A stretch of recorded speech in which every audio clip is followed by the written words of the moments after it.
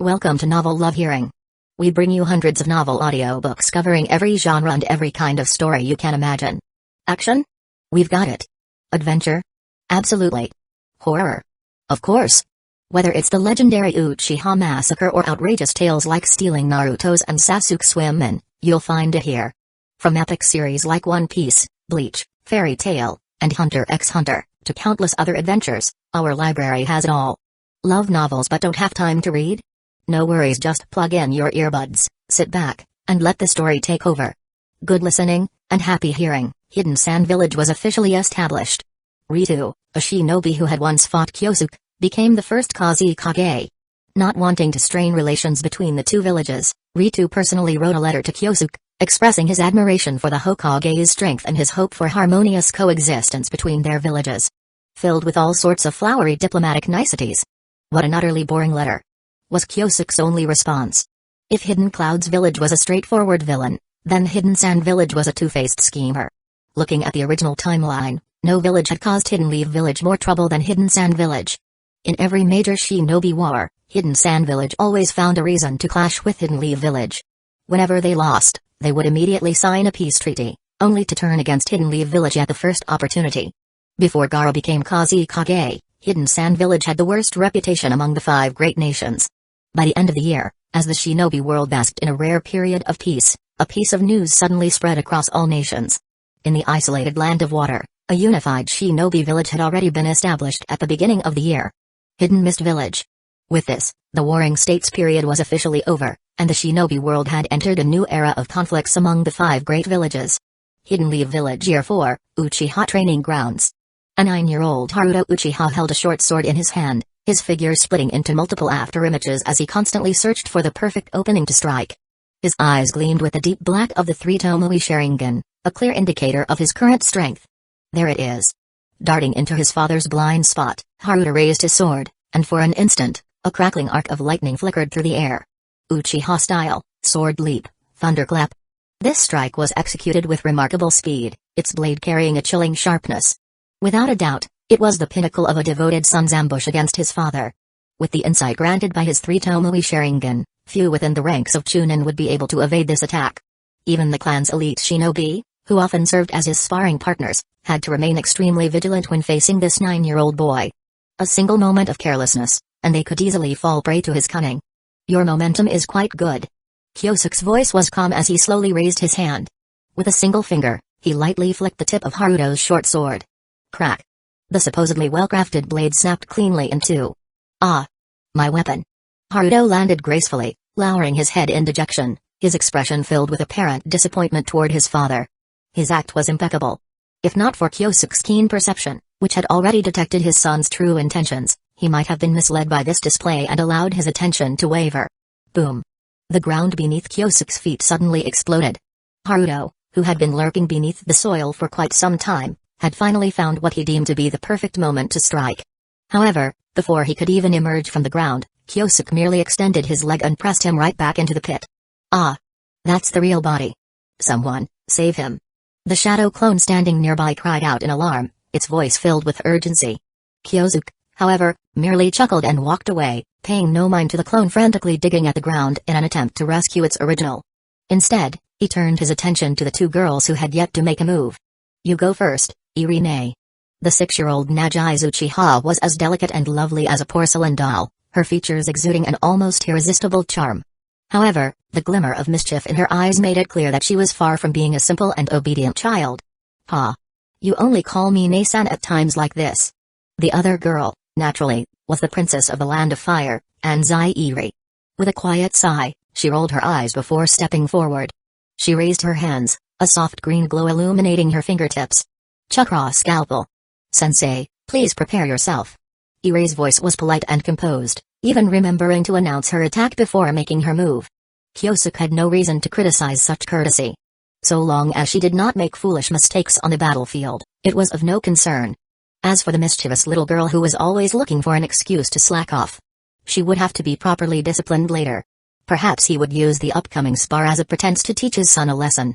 Soon, the morning's routine training session came to an end. The 3 young shinobi walked together, preparing to begin another day of their academic life. In truth, At just 9 years old, Haruto Uchiha already possessed strength comparable to a Takebutsu Jonin. His capabilities excelled in certain areas, though he was not yet at the level of a fully fledged Jonin.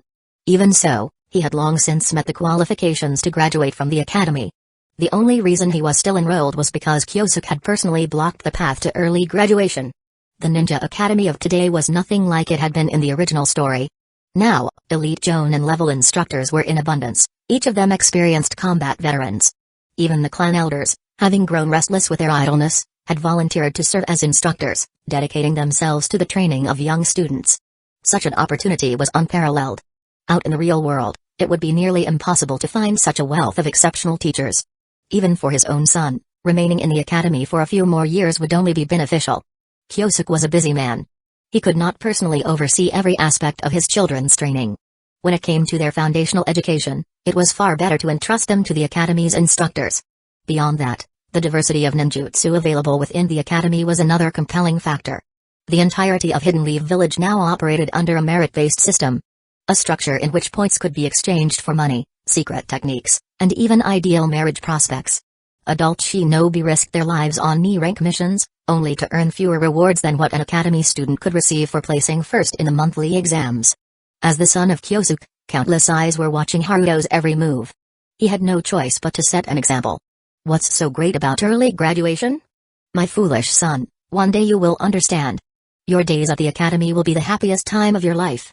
With those words, Kyosuke vanished in a puff of smoke. So, he was merely a shadow clone. Moonbase, Kaguya's ceiling altar. Feeling the memories that had suddenly surfaced in his mind, Kyosuke let out a quiet chuckle and spoke. I came here today to confirm something with you. What is it? Kaguya's cheeks were puffed out as she ate, bits of food slipping from the corners of her lips. As expected, his wife's cooking was truly unmatched. It seemed the rabbit goddess had awakened the soul of a devoted glutton. She did not particularly care what Kyosuke wanted to ask. So long as the food kept coming, anything was negotiable. I want to know. Kyosuke's body slowly rose into the air, an overwhelming chakra radiating from him and causing the entire altar to tremble. Whether I can currently stand against Ishiki. An unseen force seemed to brush against him, as if something, or someone, had turned its gaze upon him. But when he tried to sense it clearly, there was nothing there. You. Kaguya's eyes widened slightly as she stared at the tomoe pattern on his collarbone. By her estimation, Kyosuke had yet to reach the true Six Paths level. Unless he became the Jinchuriki of the Ten Tails. And yet, in just a few short years, he had advanced to an unfathomable degree. For a moment, she recalled the day Kyosuke had first sought her guidance on sealing techniques. Closing her eyes, she focused her senses before speaking. To be honest, your progress is astonishing. However, against Ishiki in his prime, you stand no chance of victory. That aligns with my own assessment. Kyosuke nodded, unsurprised by her conclusion. It was only after truly stepping into the realm of the Six Paths that he fully understood the sheer power of Ishiki. If he were to face him alone, regardless of how many trump cards he had prepared, there would be only one outcome: death. Thankfully, Kyosuke was never alone. Those who follow the path of righteousness gain many allies, while those who stray from it are left with none. This was a truth that Ishiki would never comprehend.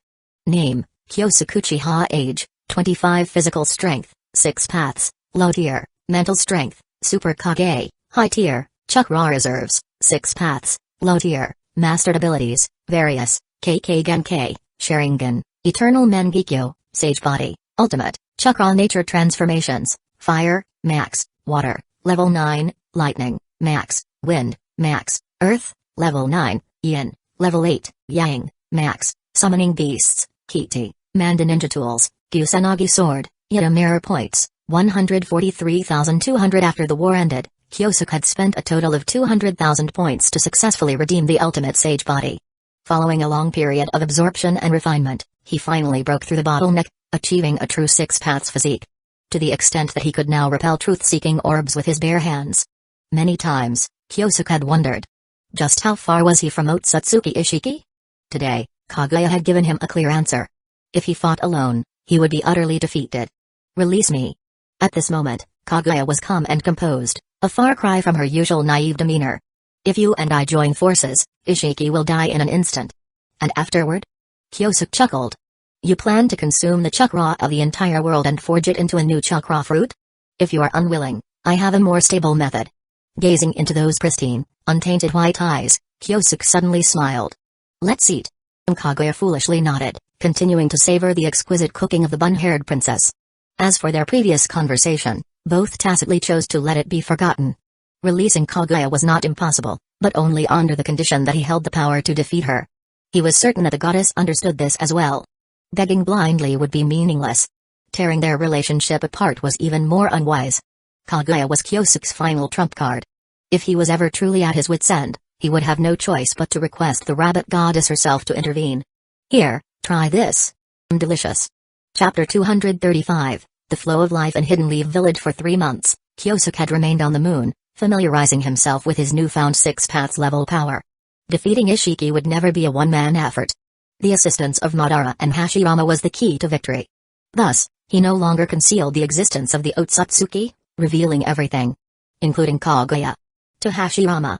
Upon learning that the entire shinobi world was at risk, Hashirama immediately sprang into action. After searching in vain for answers, he began rigorously honing his own strength. "I need to leave for a while." Upon hearing that the enemy would not arrive for at least another year or two, Hashirama expressed his intent to go on a journey of training. His destination: the Shikatsu forest. The mysterious man he had encountered that day. He wanted to track him down. The secret techniques recorded in the scroll were ones he had never even heard of before. Their training difficulty was incredibly high, and even he had yet to fully master them. One technique in particular, the Forbidden Wood style, was especially terrifying. With his current strength, attempting to summon it forcefully would be nothing short of suicide. Yet, for the sake of protecting the village and upholding the dreams of the three of them, Hashirama was willing to give his life. Hashirama left, seeking a path to greater power. Having mastered the art of condensing truth-seeking orbs, Madara Uchiha passed the title of clan leader to Izuna before vanishing into the shinobi world alone, his whereabouts unknown. "I want to help you, too." Not long after, Yaoi found Kyosuke and expressed her desire to fight alongside him. "You will die." Kyosuke shook his head with a gentle smile. "You cannot die. The future of Hidden Leaf Village is still something I must entrust to you." "I don't care." To his surprise, Yaoi immediately refused. "I couldn't care less about Hidden Leaf Village. If you die, then this village no longer has a reason to exist." Kyosuke sighed silently. After a brief pause, he finally spoke of his plan. "Take care of him. Just wait for me to return. Amirashiki Otsutsuki does not have the power to erase me from history." "Understood." This time, Yaoi did not insist further. She understood the immense gap between herself and the others. Charging forward recklessly would only cause unnecessary trouble.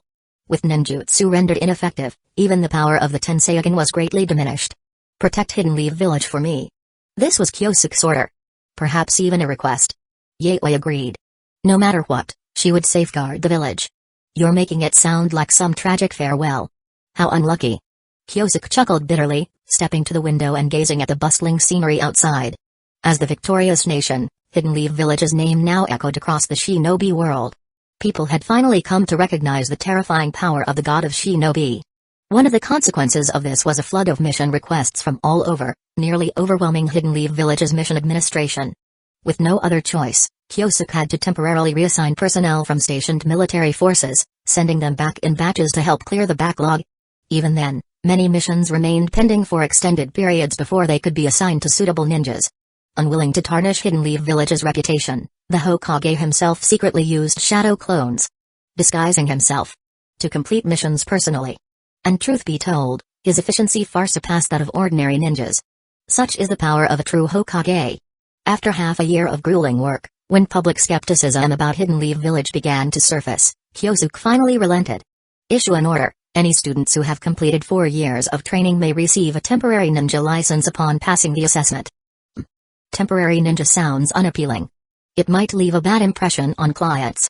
Then let's call it ninja internship. Any jonin who wishes to take on a team can also select their students based on performance. In the 4th year of Hidden Leaf Village's reign, as the year approached its end, the village finally regained the ability to maintain normal mission operations. The head of the mission administration office no longer had to spend his entire day camped outside Kyosuke's office. What a mess this all was. Fortunately, I have my shadow clones handling the paperwork. Given my current level of mastery, the mental fatigue they cause is nothing more than a trivial matter. When Naruto became the 7th Hokage, he practically lived in his office, working tirelessly around the clock. Apart from sleeping with Hinata, he left everything else to his shadow clones, including attending his own daughter's birthday. Kyosuke, however, was the complete opposite. His office was always bustling with activity, but it was never him doing the work. Only his clones. That was the difference in their dedication. Hidden Leaf Village, Year 5. New Year's Spring. Now 26 years old, Kyosuke exuded the charisma of a mature man in every movement. As he walked down the village streets, the villagers greeted him warmly, and women couldn't take their eyes off him. It was as if they wished they could cast a Koto Matsukami on him, making the young and handsome Hokage fall in love with them. Being too popular was, in a way, its own kind of trouble. Kyosuke was exchanging greetings with the villagers when a commotion ahead caught his attention. "Please, have mercy. Don't take my things away. Humphrey, village regulations prohibit street stalls in commercial districts. I remember warning you about this multiple times. But you still can't just." Kyosuke turned his gaze toward the disturbance. Members of the police force were handling a street vendor who had set up shop in an unauthorized location. To maintain the village's cleanliness and keep the streets clear, Kyosuke had implemented a rule that vendors could only set up in designated areas. Clearly, this elderly man had violated that rule. Even so, the way the officers were enforcing it was less than ideal. One of the Senju officers had been careful when dealing with the elderly man, but due to the vast difference in strength between them, he accidentally pushed the old man to the ground. This act instantly ignited the fury of the surrounding crowd. "Come on. That's an old man. How can the police force just go around hitting people? A bunch of dogs, only daring to bully ordinary folks. If you've got the guts, why don't you go deal with the Uchiha? Bet you wouldn't dare. PFFT. Them.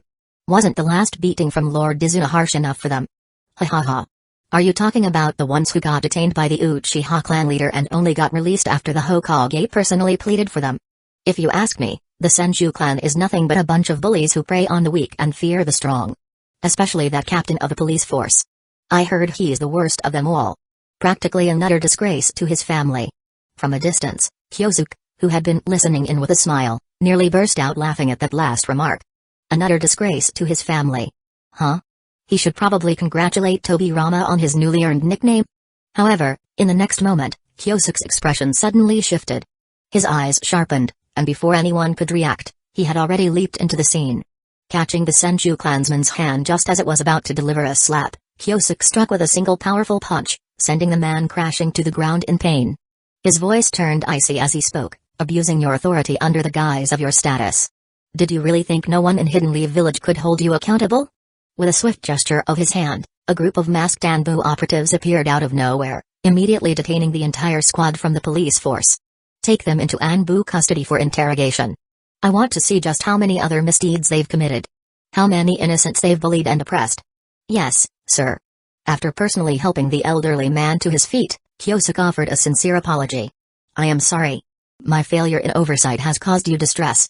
No, it's nothing serious. The old man stammered, looking both flattered and nervous. Though touched by Kyosuke's kindness, a hint of fear flickered in his eyes. Kyosuke took notice of this.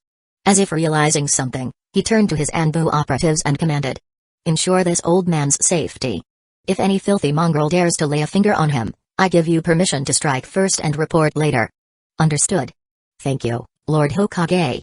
As the atmosphere grew lively once more, Kyosuke smiled and waved at the crowd before pointing towards several individuals in the gathering.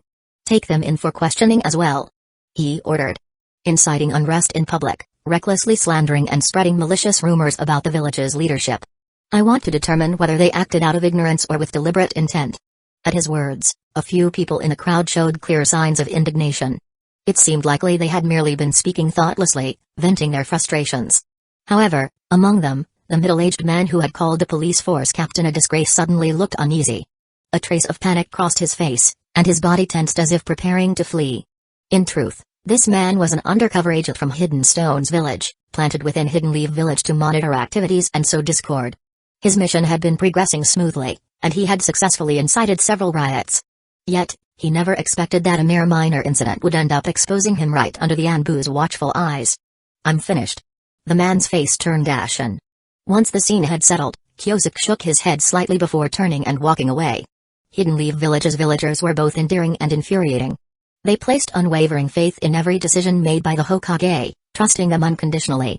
Yet, at the same time, they were naive and easily swayed, lacking the ability for independent thought. They had once driven Sakamo Hatake to his death with their rumors and slander. They had once blamed a 4 or 5-year-old child for the Ninetales rampage. When dealing with such people, governance had to be firm yet flexible. One could never afford to give ill-intentioned individuals a chance to manipulate public sentiment. A curriculum on the Wheel of Fire must be established. It shouldn't be limited to students. Ordinary citizens must also be taught a unified set of values. Regardless of how much criticism had been levied against the Senju-led Hokage administrations, one aspect of their rule was undeniably commendable: their ability to shape the ideological framework of the village as a whole. During Pain's invasion, countless Hidden Leaf Village citizens had perished. Yet, from top to bottom, hardly anyone was willing to reveal crucial information to the enemy. In this regard, the other 4 hidden villages were utterly inferior to Hidden Leaf Village. Learning from the strengths of others is nothing to be ashamed of. Kyosuke mused, a faint smile on his lips as he made his way toward the Ninja Academy. Like the other Jonin present today, he had also come to select his students. Chapter 236, Kurama. The illusion clan that manipulates the 5 senses. Ah, it's Hokage-sama. Are you here to observe our training? If only I could receive guidance from Hokage-sama.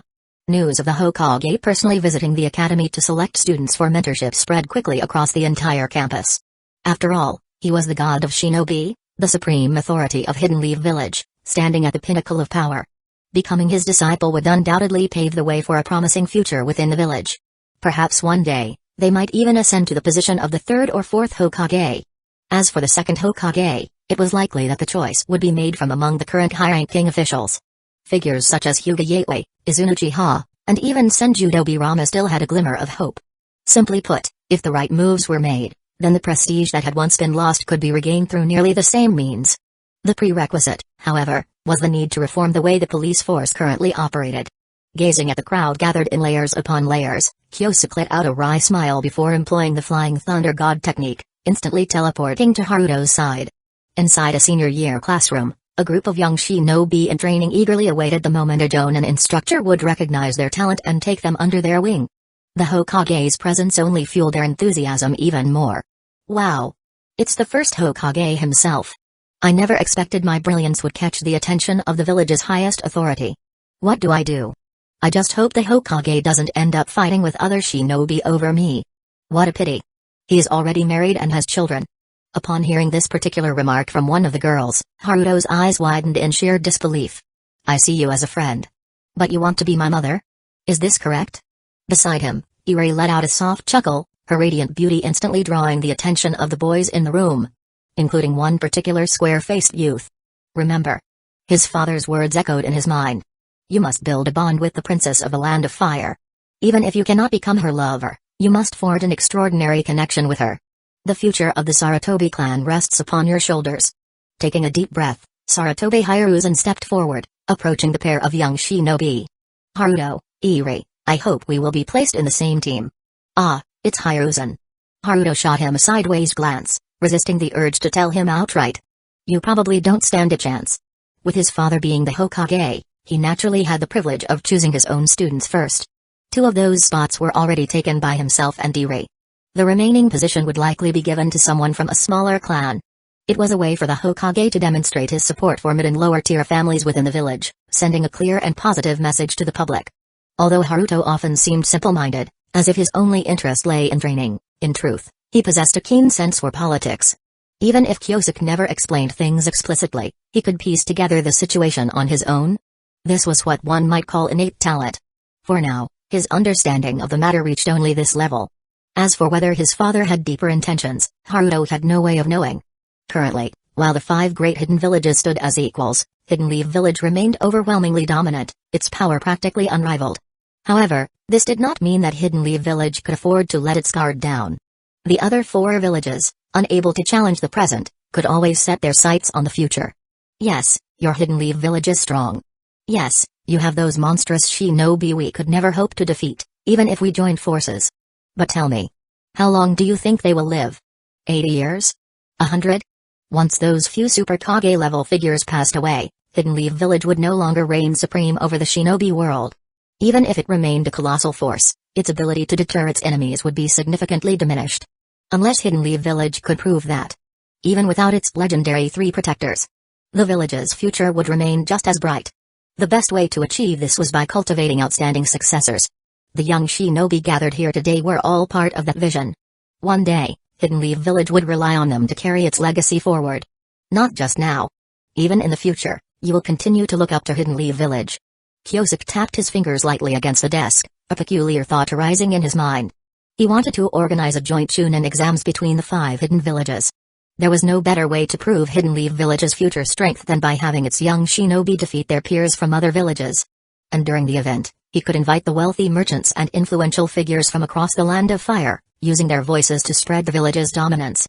Once the chunin exams concluded, there was no doubt that Hidden Leaf Village's mission requests would skyrocket. I truly am a genius. As countless ideas raced through his mind, Kyosuke turned his gaze toward the group of hopeful students, finally announcing his selections.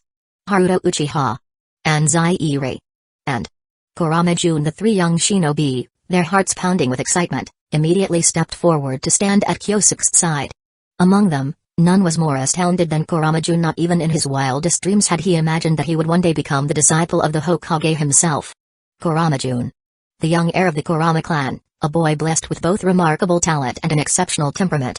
Most importantly, he had awakened the rare Kekkei Genkai of his clan. A terrifying genjutsu ability that could manipulate the 5 senses, turning others into mere puppets under his control. Thou shalt not speak of thine own will, nor move of thine own accord. You shall not speak of your own will, nor move of your own accord, that which thou seest, that which thou hearest, that which thou smellest, that which thou tastest, that which thou touchest. Everything thou perceivest is not but the truth I will to know. What you see, what you hear, what you smell, what you taste, what you feel. Everything you perceive is merely the reality I allow you to witness. Beyond merely controlling the 5 senses, the Kurama clan's bloodline also allowed them to manifest illusory worlds. And in these worlds, illusion became reality. If Kurama Jun were to paint the image of a cascading waterfall, then, should he so will it, this waterfall could take form as though it truly existed. As vast as his imagination stretched, so too did the limits of his reality. With such a rare and extraordinary gift, one might expect him to have long since been the center of attention, celebrated as a prodigy of the village. Yet, his father had been cautious to the extreme, constantly reminding his son to conceal his true potential. Only upon hearing that the Hokage himself would be forming a team did the head of the Kurama clan finally make his decision. He would seize this rare opportunity and secure a ticket to the future for his son. And as fate would have it, he succeeded. Kyosuke had recognized Kurama Jun's potential to manipulate the 5 senses. Such an ability is nothing short of an anomaly, a broken existence within the shinobi world. Of course, such a power was not without its limitations. Chakra reserves played a critical role in determining the strength of the illusions he could manifest. Yet, despite these constraints, Kyosuke had no doubts. Kurama Jun's abilities were exceptional. And as for chakra, there were countless ways to supplement it. For instance, one could become a Jinchuriki, gaining access to a near-limitless well of chakra. Or, one could undergo cellular enhancement by integrating the sage body's cells, vastly increasing their reserves and resilience. In time, once this boy reached his full potential, he would command an overwhelming presence. Against shinobi of his own generation, few, if any, would be able to stand against him. Kyosuke even suspected that his own mischievous son might find it difficult to escape the grasp of Kurama Jun's illusions. This kid's ability. It's practically the ninja world's version of Kyokasugetsu. As he lowered his gaze, taking in the sight of the exhilarated young boy before him, a peculiar thought arose in Kyosuke's mind. Perhaps, in the future, I should prepare some hair gel for him. After all, if he doesn't slick his hair back, it would be an utter disservice to his abilities. Let's go. Without lingering any longer, Kyosuke led the 3 newly selected students out of the classroom. Had he stayed any longer, the disappointed sighs and ejected murmurs of the remaining students would likely have persisted indefinitely. And that, in turn, could have disrupted the selection process for the other Jonin instructors. So this is what it feels like to become a teacher. What a strange feeling. Chapter 237, of course, it's about snatching the bell. Hidden Leaf Village, Training Ground number 13. From today onward, the Kyosuke squad is officially formed. From now on, you are companions who will support one another. Before the 3 little ones could even cheer, Kyosuke's tone suddenly shifted. He grinned mischievously and continued. However, to be honest, I don't have much faith in your abilities. Therefore, I've decided to add an extra test for you. A test? Haruto's forehead creased in confusion. There had been no mention of a test before. You ignorant brat, there are many things you don't know. With a mysterious smile, Kyosuke reached into his robe and pulled out a small silver bell. Jingle, jingle. He gently shook it twice in his palm, and the crisp, clear sound immediately captured the attention of all three children. The rules are simple. As long as any one of you manages to touch this bell, you will all be considered to have passed. From Kyosuke's perspective, his hint was already more than obvious.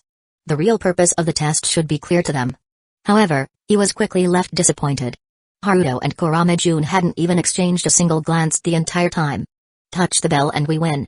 This is my best chance to defeat Dad. Haruto tightened his grip around his short sword, looking more like he was preparing for battle than a simple test. Perhaps it was because he had heard too many stories when he was younger. For as long as he could remember, his father had always been the symbol of invincibility in his world. As the son of the god of shinobi, all he had ever received were praises. At an indescribable, suffocating pressure. I must not bring shame to my father. You are Kyosuke Uchiha's son. You must utterly crush all your peers. Complaining of exhaustion was laziness.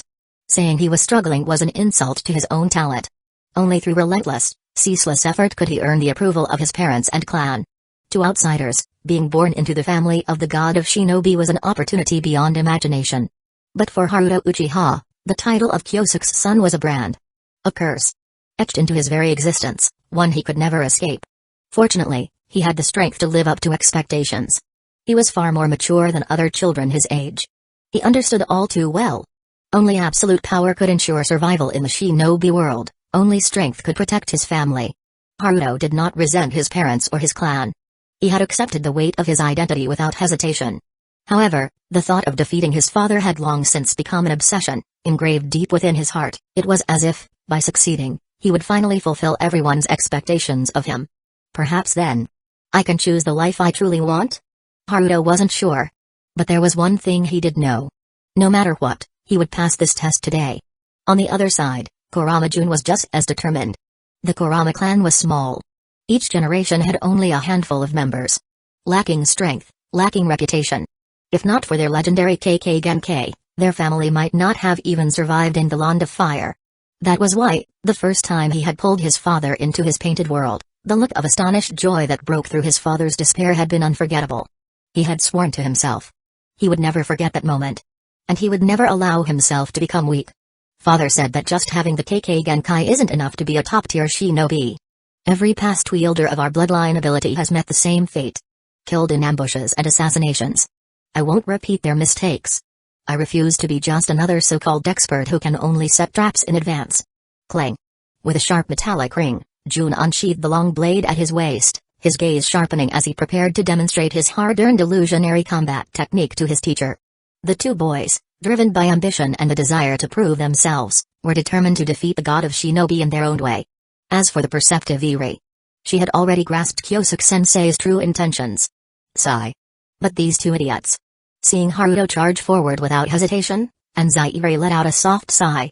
As always, she activated her healing palm technique and followed closely behind, ready to provide support. True teamwork wasn't about taking turns attacking, nor about giving way to each other. True teamwork meant understanding each other's strengths, distributing roles wisely, and maximizing everyone's potential. After all, there was no sense in having the strongest fighter hold back while the healer engaged in direct combat. That would be reckless and a disservice to the entire team.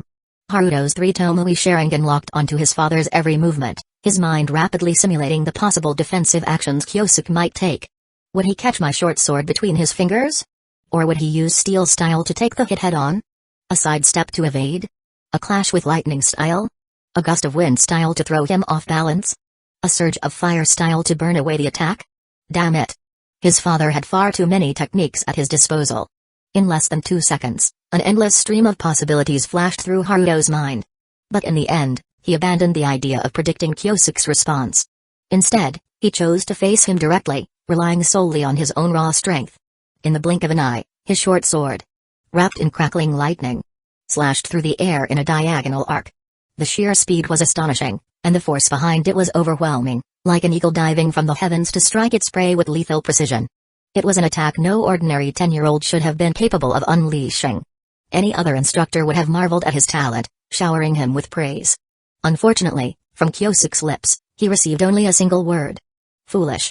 With a sharp flick of his long, flowing hair, Kyosuke's dark strands moved like living ropes, effortlessly binding his son's entire body. Ninjutsu, Wild Lion's main technique. Haruto's eyes widened in shock. Before he could even react, Kyosuke raised a hand and flicked his forehead. Thud. Just like that, Haruto had been killed in action. You misjudged your opponent's strength and launched a reckless attack. Kyosuke said calmly. On the battlefield, that is the surest way to get yourself killed. As he spoke, his long black hair surged forward again, this time entangling Eri in the same manner. You understood my true intentions. He continued, his gaze locking onto her. And yet, you ignored your teammates' recklessness. Your cleverness will one day be your downfall. Why hadn't she stopped Haruto? Of course, she knew. No matter what happened today, Kyosuke would never send them back to the academy. So why should she stop Haruto from charging in? It had never occurred to her that this simple act of indulgence would lead to her first true scolding. You two have greatly disappointed me. Bang. Eri tumbled to the ground in an awkward heap. Tears welled up in her eyes, streaming down her cheeks in silent humiliation. Seeing her like this, Haruto felt an even heavier weight of guilt pressing down on his chest. It's all my fault. After briefly disciplining the two, Kyosuke finally turned his attention to the only one who had remained still throughout the entire ordeal. Kurama-jun. At that very moment, an eerie shift occurred. Everything around him vanished. The sky, the earth, the air. Gone. Darkness swallowed him whole. There was no light, no sound. It was as if he had been cut off from the entire world, plunged into an endless abyss. So, this is the world of illusions. It feels somewhat similar to the Tsukuyomi's realm. No. The Sharingan's illusions target the mind directly, whereas the Kurama clan's illusions, they affect the body itself. Outside the illusion, Kurama-jun swung his long blade, unleashing a slash that seemed to tear through the very fabric of the night. Black style, Thousand Nights Descent. His sword was his paintbrush. His slashes carved out a world where his opponent would be utterly submerged in illusion. This was the technique Jun had perfected on his own. The fusion of Genjutsu and Taijutsu, the black-style blade arts. At this moment, he was the incarnation of the monarch of eternal night. No one could escape the clutches of his darkness. Not even the god of shinobi himself. Bang. Before the smug grin could fully spread across Jun's lips, an invisible force struck him hard across the left cheek. Chapter 238, The Bonds of the Squad. The battle had ended. Holding his face, Kurama-jun sat on the ground in a daze, unable to comprehend what had just happened. He couldn't understand. What kind of power was capable of striking him even when all 5 of his senses had been stripped away? Perception. Kyosuke raised his palm and attempted to manipulate natural energy. With a muffled boom, the ground exploded into a small crater. The force wasn't particularly strong, but it was more than enough to deal with Kurama-jun. A ninja's perception does not rely solely on their eyes and ears. Both the Senju and Uzumaki clans were widely known for their exceptional sensory abilities. The stronger a ninja became, the more precise their perception, to the point where chakra itself could be considered a ninja's sixth sense. A Genjutsu that sealed off all 5 senses was indeed formidable, but it was far from being an invincible force. Are you unconvinced? Noticing the tension on the boy's face, Kyosuke shook his head with a faint smile. If he didn't completely crush their defiance today, managing them in the future would only become more troublesome. Releasing his control over natural energy, Kyosuke spread his hands open and said in a calm voice. Go ahead, try using your Genjutsu again. Alright. Kurama-jun didn't argue further. Instead, he drew his long sword and slashed it fiercely through the air. Even an ordinary person wielding a staff could generate a noticeable whooshing sound, let alone a powerful ninja. With his blade as a brush and the air as his canvas, he painted a world of eternal night. Darkness descended once more. This time, Kyosuke did not use natural energy. Instead, he simply activated his eternal Mangekyo Sharingan. In an instant, a crimson radiance burst forth. It was as if a blood-red moon had risen in the sky, its ominous glow gradually dispelling the surrounding darkness. Ugh! The Genjutsu world shattered. Kurama-jun clutched his head, enduring the searing pain that felt as if his very mind was being torn apart. Only when his teacher cast a minor suggestion-type Genjutsu upon him did the agony finally subside. Impossible. How could my Genjutsu world be broken from the inside? He could hardly believe it. The Kurama clan had a long and storied history, yet never before had there been a record of someone shattering a Genjutsu world from within. Theoretically, it was possible. But that would require an overwhelming, near unimaginable amount of spiritual energy. So this is the power of the god of shinobi. At last, understanding dawned upon Kurama-jun. Seeing that he had finally come to his senses, Kyosuke explained, in the lower and mid-tiers of ninja strength, Genjutsu possesses an overwhelming advantage. If an opponent falls under its influence, the battle is often decided then and there. But once one reaches the Super Kage level, Genjutsu becomes far less effective. Your ability is indeed formidable. But remember this well, never become overly reliant on your so-called Genjutsu world. It may allow you to win 99 battles with ease. But the one time it fails could very well cost you your life. Kyosuke's words were no exaggeration. Even without using the power of his Sharingan, he could shatter Jun's Genjutsu world in an instant simply by unleashing his full chakra. If his disciple wished to trap him within Genjutsu, his chakra reserves would have to be at least at the high-tier Super Kage level. If not greater. I understand now. Thank you, Sensei. Kurama Jun nodded, realizing for the first time just how vast the world of shinobi truly was. Even with an ability that could strip someone of all 5 senses, he had still encountered an opponent against whom he had no means of resistance. In truth, the Kurama clan's bloodline limit was not as fragile as one might assume. Against weaker opponents, Kurama Jun wielded an almost inescapable, devastating power. Once trapped in his Genjutsu world, very few could break free. And while chakra perception provided some defense, it wasn't always enough to guarantee a counterattack. However, Kyosuke had deliberately framed his words differently. He did not want his disciple to develop arrogance. As he had warned, if Jun ever encountered someone capable of countering his Genjutsu, the risk of death would skyrocket instantly. Therefore, he had to train diligently every day. He couldn't afford to become like the Yamanaka or Nara clans. Shinobi who, once deprived of their secret techniques, were reduced to burdens on the battlefield. The first bell-stealing test had ended in an unquestionable, crushing defeat for the 3 young Genin. But rather than wallowing in disappointment, they chose to reflect upon their failure. Determined to improve, they devised a new strategy. Haruto would take the offensive. Jun would support with manifested illusions. And Iri would seize the opportunity to snatch the bell. The second attempt went noticeably better than the first. With Kurama Jun's assistance, there were even a few moments when Haruto and Iri nearly managed to touch the silver bell. Yet despite their progress, not enough effort. Your skills are still weak. Just give up already. Did the Academy seriously offer a course on freeloading? In this battle, the 3 young Genin not only witnessed their teacher's overwhelming strength firsthand but also came to understand the power of well-timed verbal taunts during combat. The third attempt. Defeat in 2 minutes and 30 seconds. The fourth attempt. Defeat in 2 minutes and 40 seconds. When the midday break arrived, the team members temporarily halted their challenge. Taking advantage of the time to eat and rest, they huddled together, discussing strategies to counter their teacher. Before long, the 5th challenge began. With improved tactical execution, they managed to extend the battle to 5 minutes and 35 seconds before suffering another close defeat. Don't get discouraged. We're getting closer to victory. That's right. Let's keep going, everyone. Yeah. Through these grueling battles, a special bond, one forged through shared struggle and hardship, began to grow between the 3 young shinobi. Seeing this, Kyosuke allowed himself a small smile. It was time to ease up on them. Finally, in their 8th attempt, with Kurama Jun's Genjutsu manifestations creating a perfect diversion, Iri's arm successfully snatched the silver bell from their teacher's waist. Yes. We did it. Ha ha ha. Stubborn old man, now do you see how awesome we are? This is amazing. As the 3 teammates embraced in celebration, Kyosuke chuckled and offered his congratulations. Well done.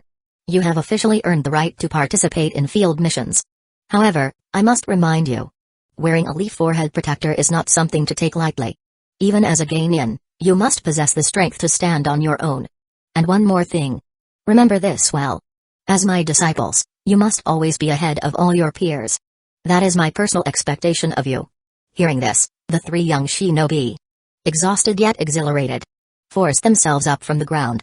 They exchanged glances, and in that moment, their eyes shone with unwavering resolve. Good.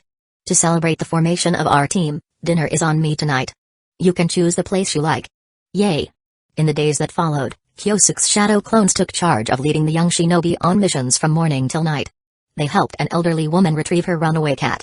They tracked down wild animals that had wreaked havoc on farmland.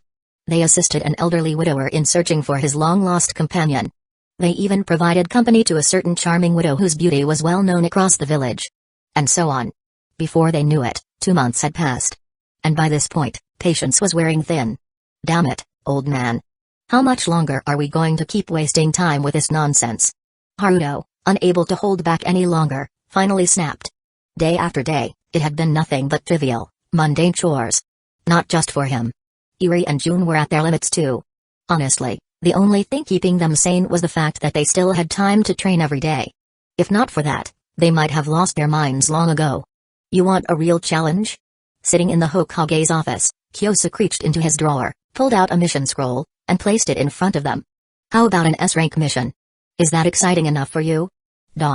Chapter 239, The Sage of Six Paths, a scheme spanning 1,000 years. The western region of the Land of Fire, in a remote and unremarkable village. I'm so exhausted. Eri muttered, feeling a dull ache in her ankles. After 3 days of forced marching, the squad had finally reached the border. For over a year now, multiple regions within the Land of Fire had been plagued by incidents of villagers vanishing without a trace. The intelligence division suspected that foreign ninja were stirring up trouble behind the scenes. After all, even Senjudobi Rama had secretly abducted ninjas from the Land of Lightning for the sake of developing his jutsu. But what remained a mystery was, why target ordinary civilians? If it were a case of human trafficking, it still wouldn't explain why even elderly grandmothers in their 80s were among the missing. Who in the world had such peculiar tastes? At first, Hidden Leaf Village hadn't taken the matter too seriously. But when 3 successive teams of shinobi disappeared, including squads led by Jonin, the higher-ups finally began to realize the gravity of the situation.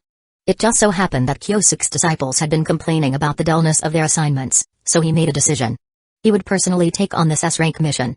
It would serve as a valuable experience for his students as well. Here, let me carry you.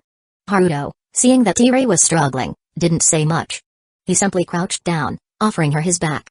The princess had initially intended to refuse, but after a slight pause, her eyes flickered with thought. Blushing slightly, she allowed her companion to lift her onto his back. Thank you. She murmured shyly. No need to be so formal. We're comrades now. Haruto replied naturally. Not far away, Kurama Jun stroked his chin thoughtfully, as if he had just realized something. Impressive. Kyosuke silently shook his head. He couldn't help but think to himself. His son was already being wrapped around her little finger. In matters like these, girls would always mature faster than boys. Haruto, whose mind was entirely focused on training and becoming stronger, likely had no clue what romantic affection between the opposite sexes even meant. To him, Eri and June were the same companions he was determined to protect. Had June been the one struggling just now, Haruto would have crouched down just as readily. Watching quietly from the sidelines, Kyosuke wasn't even sure whether he should commend his son for treating everyone so equally. Setting aside the matters of the younger generation, he focused on expanding his sensory perception, remaining vigilant for any possible ambushes lurking in the shadows. Before long, the squad arrived at the village entrance. The site of the most recent disappearance. Something's not right. The moment they set foot in the village, Haruto Uchiha, who had the keenest perception, suddenly sensed that something was terribly amiss.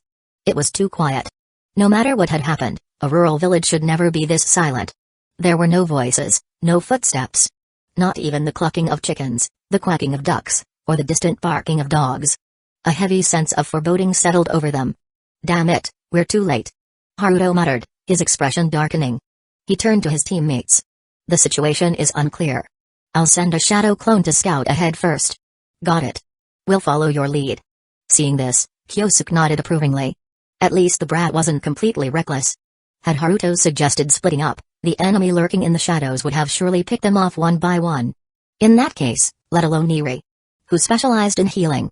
Even Jun might not have had time to activate his KK Genkai in the face of a surprise assault from multiple enemies. Kyosuke would have had to step in and clean up the mess himself. And that would have defeated the whole purpose of this mission. Training the squad. Bang. It wasn't long before Haruto's shadow clone uncovered their hidden foes. And the gruesome scene of countless corpses strewn across the ground, piled up as if awaiting transport. You bastards. Who the hell are you? Haruto's anger erupted. He hadn't expected this. This group was completely insane. They had slaughtered an entire village, leaving not a single survivor. Were they madmen? Well. A bunch of brats this time, huh? A mocking voice sounded. From the shadows, a squad of unknown shinobi emerged. Their leader swept his gaze over Kyosuke, the only adult present, before curling his lips into a sneer. You don't need to know who we are, he said coldly. All you need to understand is that soon, you two will become food. Food?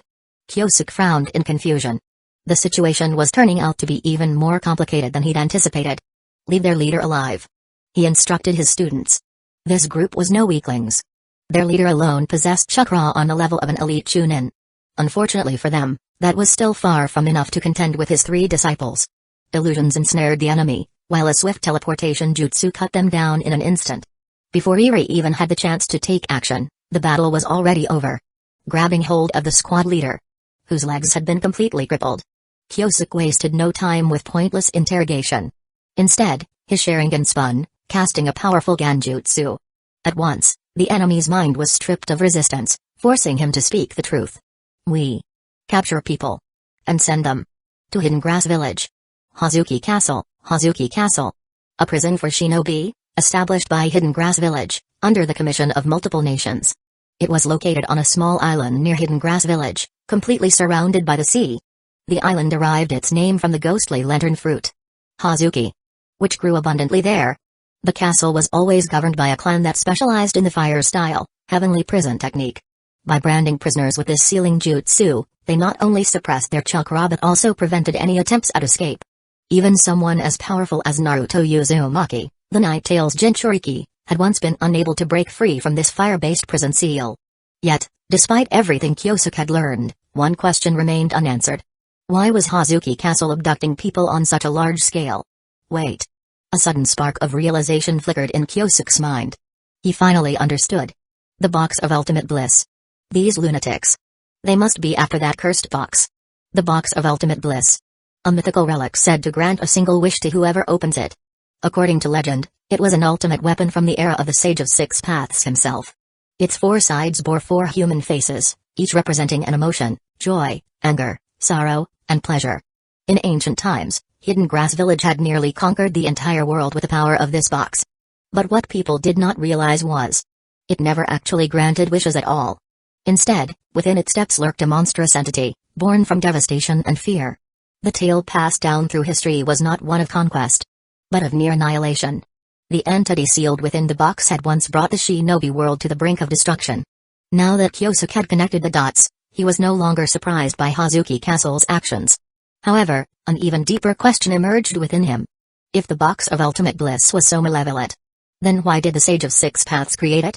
Without Satsuki Hagoromo's power, apart from Kaguya, no being in existence should have posed a threat to him. So why would he forge such a terrifying artifact that consumed human lives? Unless it served some kind of purpose. If not meant for destruction, then perhaps it was intended for an experiment. The sage, Kaguya, devouring human life. Human lives. Which could also be understood as devouring chakra. A bold and unsettling thought suddenly took root in Kyosuke's mind. Could the Sage of Six Paths have used a box of ultimate bliss to cultivate a chakra fruit? Just like the god tree? Just like Kaguya had in the beginning. But instead of harming innocent people, he slowly collected chakra from the prisoners inside Hazuki Castle over centuries. The process may have been slow, but time was on his side. After thousands of years of accumulation, the chakra sealed within the box might have reached an unfathomable level. Maybe I'm overthinking this, Kyosuke murmured, though his voice lacked conviction. Yet, despite his words, his gaze burned with an intensity unlike ever before.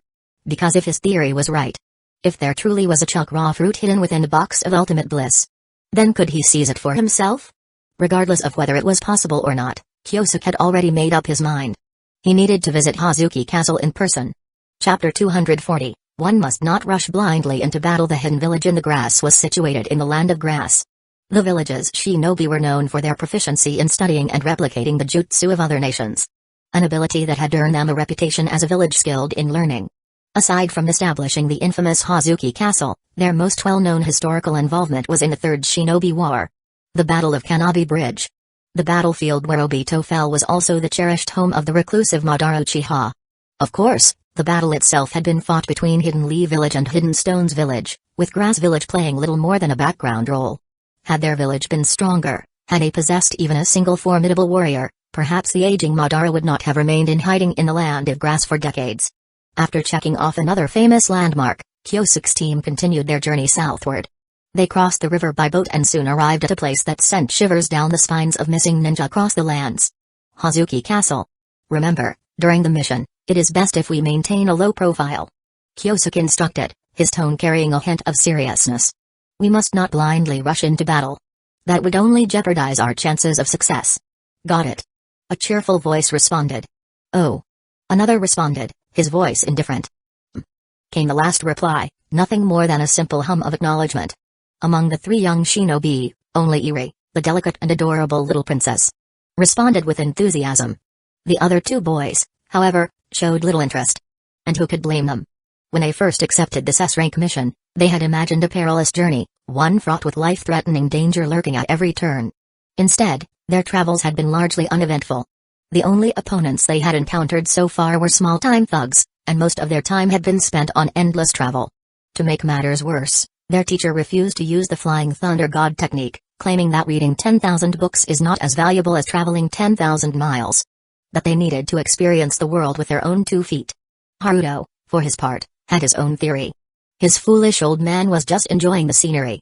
Worse still, he probably wanted them to serve him tea while he did it. Fortunately, their long journey was finally drawing to a close. In the distance, the formidable walls of Hazuki Castle loomed before them. Halt. State your business. The guard at the gate was anything but friendly. Kyosuke raised an eyebrow at the aggressive tone but saw little point in arguing with a mere sentry. If a fight broke out, a lowly guard like this might not even survive the aftermath. I am from Hidden Leaf Village. He reached into his cloak, intending to retrieve his identification. But for reasons beyond comprehension, the guard misinterpreted the movement as a threat. Without hesitation, he raised his blade, pressing it against Kyosuke's shoulder. Bastard! Do you have any idea where you are? If you dare cause trouble here, you won't have enough lives to pay the price. The guard's voice was laced with pride, his attachment to Hazuki Castle evident. The sight left the 3 young shinobi utterly dumbfounded. He just threatened sensei with a weapon. Iri's eyes widened in disbelief. Were all shinobi from Hazuki Castle this brave? A foolish mistake. Kurama-jun shook his head. If only this guard knew who he was dealing with. Had this been the previous Uchiha clan head, the castle itself might have been reduced to rubble by now. It's over. Haruto muttered, burying his face in his hands. No one understood his father better than he did. Stay low-key? Avoid unnecessary conflict? Ha. As if. On the other side, Kyosuke regarded the guard with an impassive expression. His cold, unreadable gaze bore into the man, suffocating him with silent pressure. The guard, though not completely witless, quickly realized something was wrong. A man faced with a blade to his throat should display fear, or at least concern. Yet this stranger remained utterly unfazed. That left only 2 possibilities. Either he was an absolute fool, or he was a warrior of terrifying strength. And judging by the 3 young shinobi following behind him, the latter seemed far more likely. This thing. Kyosuke tapped a single finger against the flat of the blade. His voice was devoid of emotion.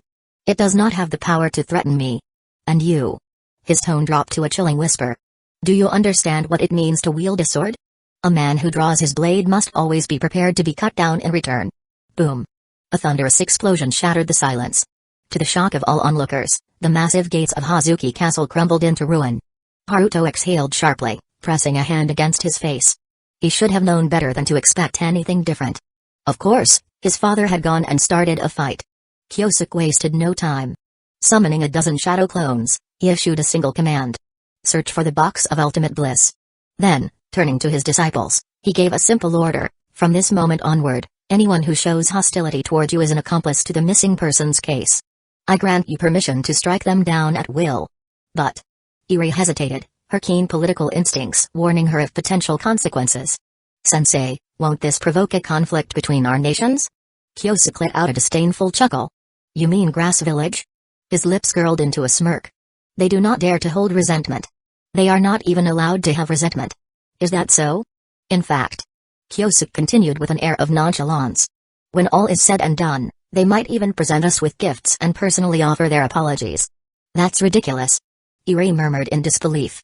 It is merely the way of the strong devouring the weak. As they conversed, the garrison forces of Hazuki Castle arrived, launching an assault on Kyosuke's shadow clones. The outcome was self-evident. The difference in strength between the 2 sides was insurmountable. Even the forces of the Hidden Cloud were far stronger than these so-called guards. How could such weaklings possibly pose a threat to Kyosuke? You 3, go as well. Kyosuke ordered, his voice carrying a merciless undertone. Each of you must take down at least 10 enemies. A shinobi who had never seen blood would forever remain a fledgling, unfit to soar in the vast skies. Even Naruto Uzumaki, with all his ideals of peace and righteousness, had blood on his hands. For true shinobi, taking 10 lives was hardly a challenge. What mattered was whether they could overcome the barrier within their hearts. At this moment, The great prison of Hazuki Castle, an institution with a history stretching back for generations, was facing utter devastation. Inside the warden's office, the castle's master, Muramatsu, sat in solemn silence, listening to his subordinate's report. The information has been confirmed. The intruder is none other than the Hokage of the Hidden Leaf Village. The god of shinobi, Kyosuke Uchiha. Muramatsu fell completely silent. From the very moment their operation began, he had anticipated that someone would eventually come knocking at their gates. But he had not expected them to arrive so quickly. Nor had he expected the one to come knocking to be the last person in the entire shinobi world whom they could afford to provoke. Those fools. How had they managed to enrage the Hokage of the Hidden Leaf Village? They were tasked with capturing individuals, not openly making an enemy of Hidden Leaf Village. Muramatsu took a deep breath. At the very least, preparations are nearly complete. The mission passed down for 1,000 years will soon reach its end. In the final moments, his gaze darkened. Let Hazuki Castle become the final sacrifice. With his resolve hardened, Muramatsu swiftly formed a series of hand seals. In an instant, the fire-style seals placed upon every single prisoner within the castle flared to life. Across the entire fortress, over 1,000 inmates were suddenly engulfed in dark crimson flames. Fire-style, heavenly prison. Kyosuke's shadow clones immediately noticed the change. Sensing something beneath the earth, one of them performed a simple earth-style technique. With a deep rumble, the box of ultimate bliss, long buried beneath the ground, was pushed up to the surface. Found you. With a single thought, the shadow clone dispersed, relaying its findings back to the original. The next instant, Kyosuke himself was standing beside the box. Behind him, truth-seeking orbs hovered ominously. In his hand, he held the sage's staff. The so-called indestructible box of ultimate bliss was nothing more than a fragile container before him. Muramatsu's eyes filled with pure terror as he watched Kyosuke lift his staff. With a single, effortless swing. Crack. A crisp, shattering sound echoed through the air. The legendary box of ultimate bliss splintered apart like brittle glass. From within the broken remains, a shadow burst forth. A monstrous being, its body jet black as ink, its back adorned with a pair of enormous wings, shot into the sky. This was Satori. The true form of the box of ultimate bliss. A creature capable of peering directly into the hearts of others. A being born from malice itself. At last, you reveal yourself. Kyosuke murmured, his gaze sharpening with interest. He had long held a certain theory about this creature. Now was the perfect time to put it to the test. As for its so-called mind-reading abilities, before the power of his dujutsu, such a trivial skill was nothing short of laughable. A crude, third-rate technique. In the blink of an eye, Kyosuke vanished. The next moment, he reappeared directly in front of Satori. His sage's staff swung in a mighty arc. Boom. A devastating full-force strike, aimed straight at the monster's skull. Chapter 241, a being that ignores six paths level damage. The truth-seeking orb had transformed into a sage's staff. A single strike from it was enough to overwhelm 99% of all enemies. Once, the world revered Kyosuke's strength, and that admiration earned him the title of God of Shinobi. Now, however, he had truly transcended the realm of mortals, stepping into a domain comparable to the legendary Sage of Six Paths. His regenerative abilities were nothing short of miraculous, and his chakra reserves seemed limitless. Yet, despite his overwhelming power, the essence of his body remained undeniably human. He had not undergone any transformation akin to the Otsutsuki clan. In many ways, he resembled Naruto after inheriting the power of Yang, wielding strength beyond human limits yet still retaining his fundamental nature. Now that he had stepped into the realm of the Six Paths, even when facing figures like Madara and Hashirama, Kyosuke felt almost no pressure at all. Yet at this moment, as he gazed upon the pitch-black monster before him, a long-lost sense of tension arose in his heart. That was a sensation one only experienced when confronting an opponent of equal strength. Even my sage staff can't kill in one strike. This thing's power is simply absurd. Behind him, the truth-seeking orbs slowly emerged, one after another. Kyosuke steadily ascended into the sky, rising to the same altitude as Satori. His voice was calm yet firm. Monster, can you understand human speech? Monster? Satori let out a cold, mocking laugh. Its abyss-like maw opened and closed, and from within, a clear and articulate voice emerged. I am a monster? Then tell me, do you still think of yourself as human? The fusion of yin and yang. You have no idea what kind of terrifying abyss you are about to step into. What part of me doesn't look human? Kyosuke lowered his gaze to his own hands, inwardly remarking that he was still the same handsome, high-quality human as always. His mind drifted to an earlier speculation, and suddenly, a thought escaped his lips. The abyss you speak of. Are you referring to being possessed by the resurrected Kaguya? You. The reaction was immediate. Clearly, the creature had never expected those words to come from his mouth. That name. The source of its endless torment, the greatest fear buried in its heart. If not for that fear, why would that being have made such a desperate attempt? Satori, though its expression remained unreadable, silently fixed its gaze on the man in midair. Its thoughts gathered, attempting to probe Kyosuke's mind for any trace of his inner thoughts. Yet, the effort proved futile. The magnetic field emitted by those black spheres interfered with its abilities, rendering them ineffective. Damn truth-seeking orbs. Satori cursed under its breath.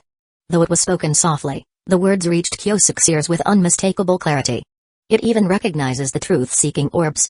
Kyosuke tightened his grip on the sage staff, his gaze slowly igniting with a fiery intensity. He had thought that he wouldn't have a chance to go all out before his final battle with Ishiki.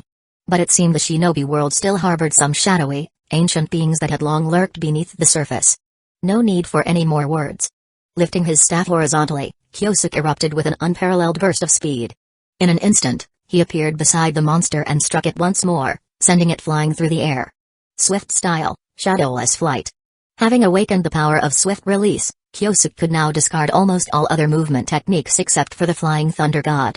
This ability was truly remarkable. Its enhancement to his speed was nothing short of astonishing. Yet even now, he had not come close to reaching the full potential of this KK Genkai. Hiroko had once claimed that his own swift release could reach the speed of light. And now, Kyosuke could see that the man wasn't entirely boasting. However, transforming into light itself wasn't merely a matter of bloodline development. His physical body also had to be able to withstand such speeds. Otherwise, it wouldn't be power, it would be suicide. Unlike his previous test attacks, this time, Kyosuke had put his full strength into the strike. Upon impact, the monster was hurled backward with such force that it tore straight through the entire fortress of Hazuki Castle. Its body is ridiculously tough. With his keen eyesight, Kyosuke could see clearly. The creature hadn't suffered a fatal wound. The only visible damage was a slight indentation at the point of impact. Even my current strength isn't enough? Kyosuke took a deep breath, his mind growing sharp with focus.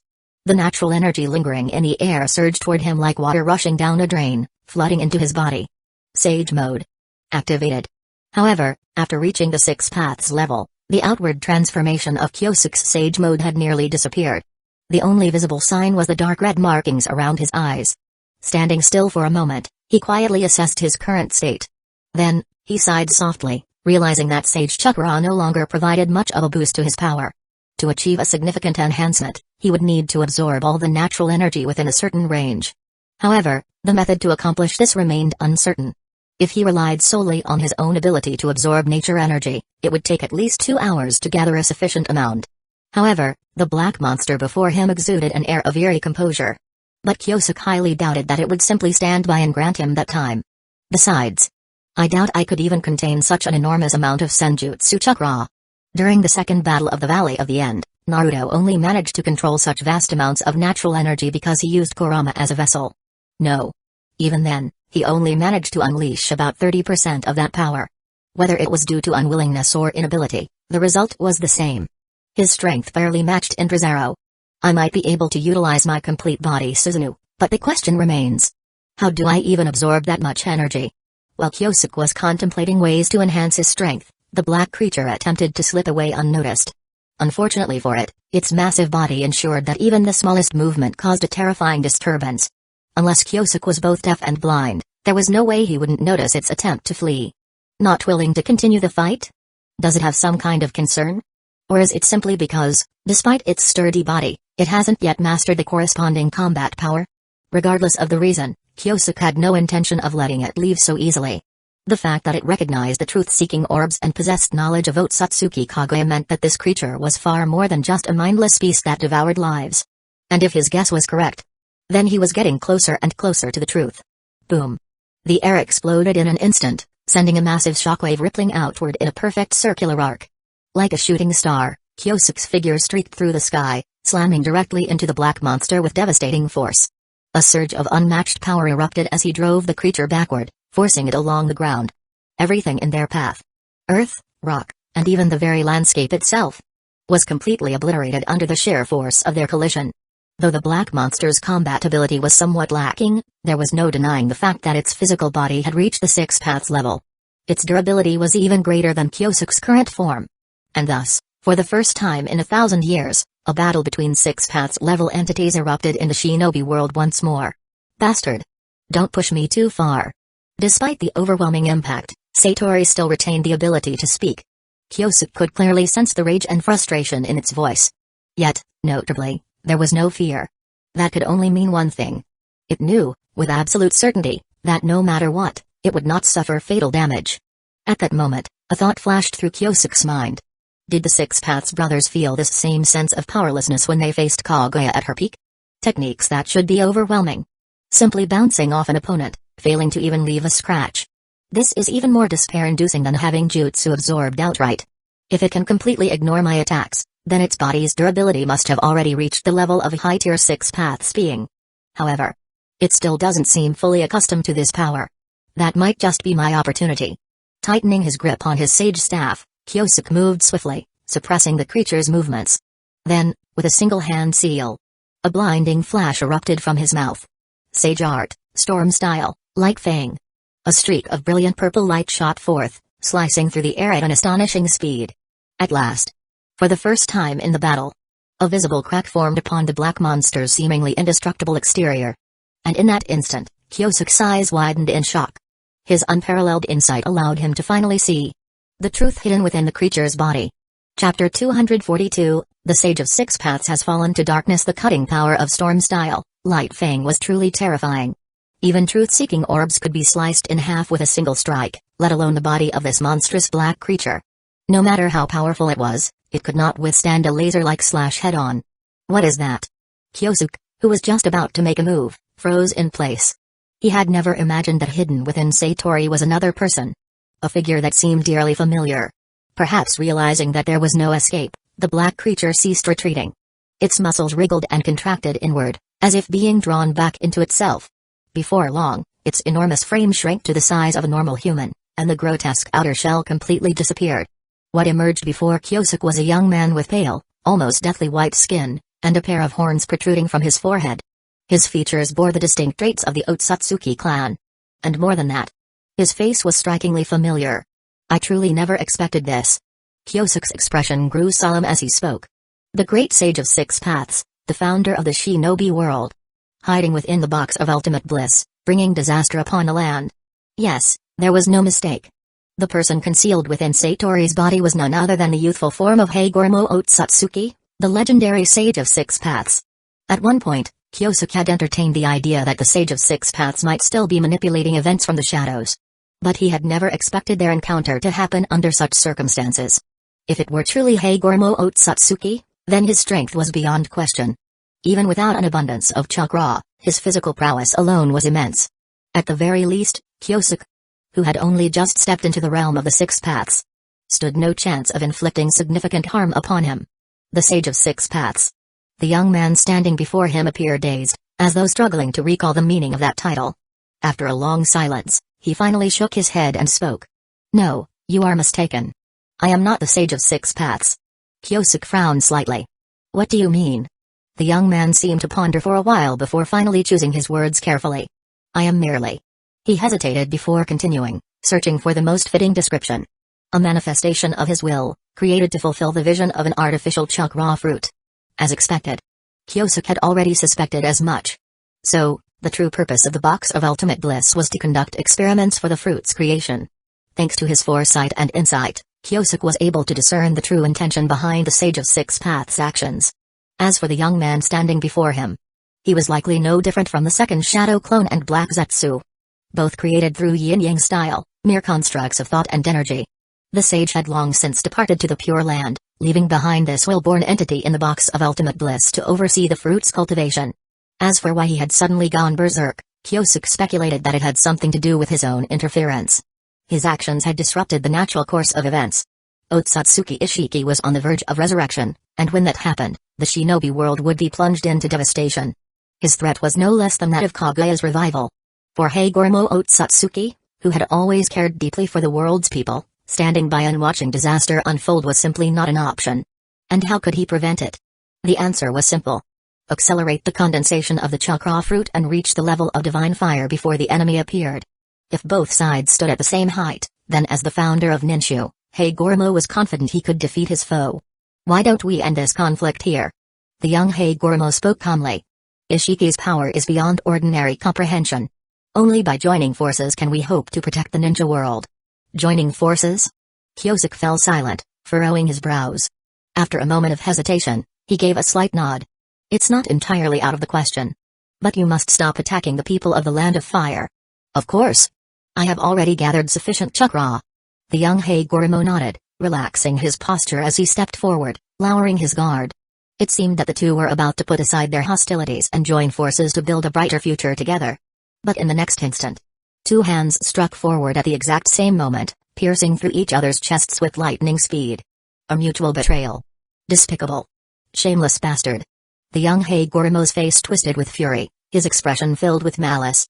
Indeed, he was merely a manifestation of the Sage of Six Paths' will, and he had once been the world's benevolent savior. But over time, the countless grievances and resentments accumulated within the box of ultimate bliss had eroded him. By the time he realized what was happening, he was no longer the person he once was. If not, he would never have resorted to slaughtering innocent civilians. That was precisely why Kyosuke had never believed a single word of his empty promises. His agreement to join forces had been nothing more than a stalling tactic. And clearly, the other party had the exact same plan. For ninjas of their caliber, wounds that merely pierced the flesh were of little consequence and could be healed in an instant. Kyosuke pulled his arm from Hagoromo's abdomen and immediately summoned several shadow clones. He launched a relentless assault using storm-style, sage art techniques, each strike designed for maximum penetration and precision. As for the darkened Hagoromo, despite possessing an incredibly strong Six Paths level body, his chakra reserves were shockingly low. He claimed to have successfully condensed the chakra fruit, yet to Kyosuke, he didn't seem like someone who had truly achieved it. Perhaps the Sage of Six Paths placed a restriction upon him. Kyosuke muttered to himself. Having more or less discerned his opponent's methods, a deep, golden light suddenly flared around him. Under the darkened Hagoromo's watchful and increasingly grim gaze, a complete body Susanoo materialized. Towering over 200 meters tall, an awe-inspiring behemoth of destruction. You dare flaunt Susanoo before me? For the first time, Hagoromo's anger erupted into sheer, unfiltered rage. If only he had been able to fully assimilate the chakra fruit. If only he still possessed his original eyes, or even just one. He would never have allowed this mere child to act so brazenly in his presence.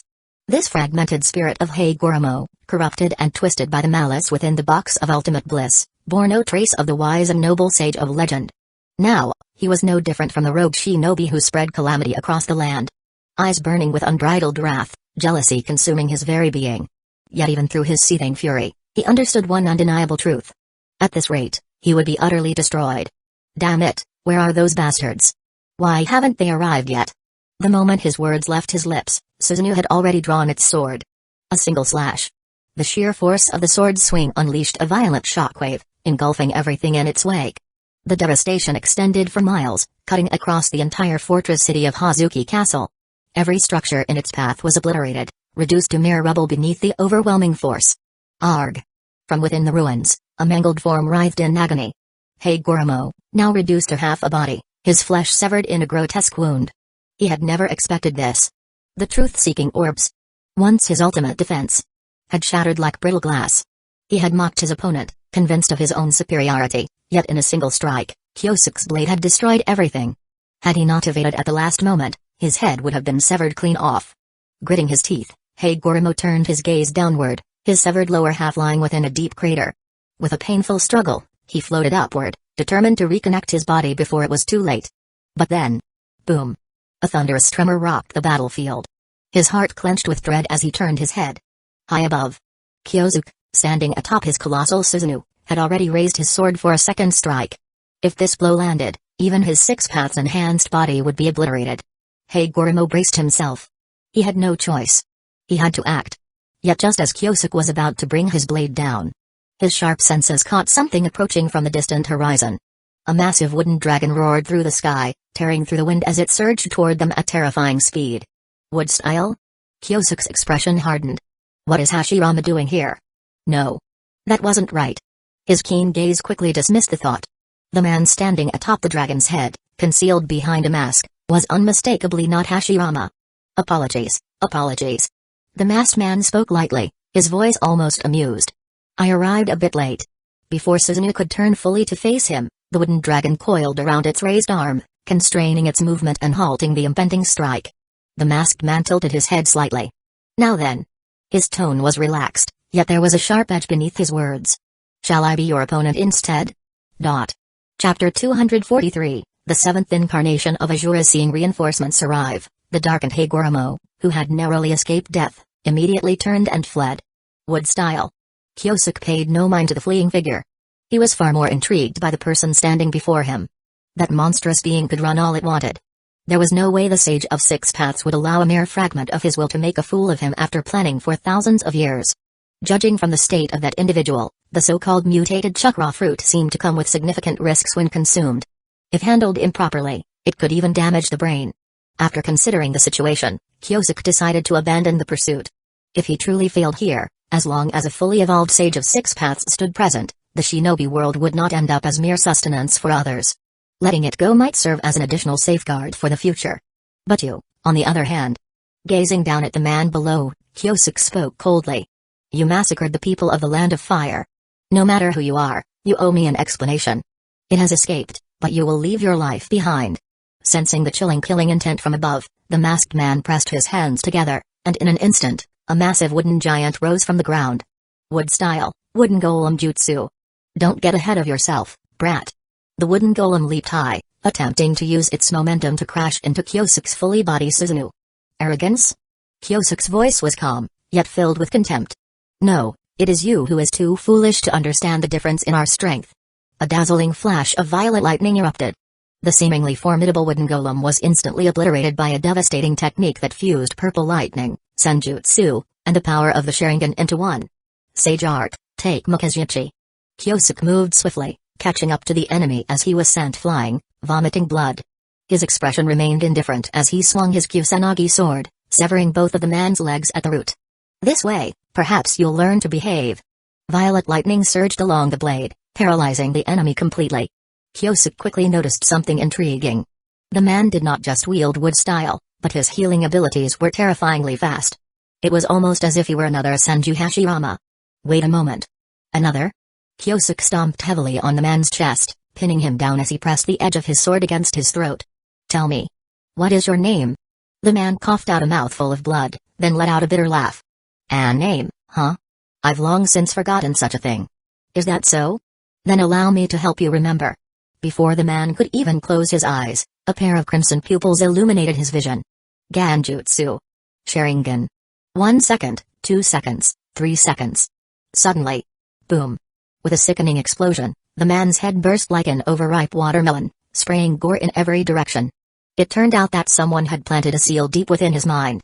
A failsafe designed to annihilate him the moment anyone attempted to pry into his memories.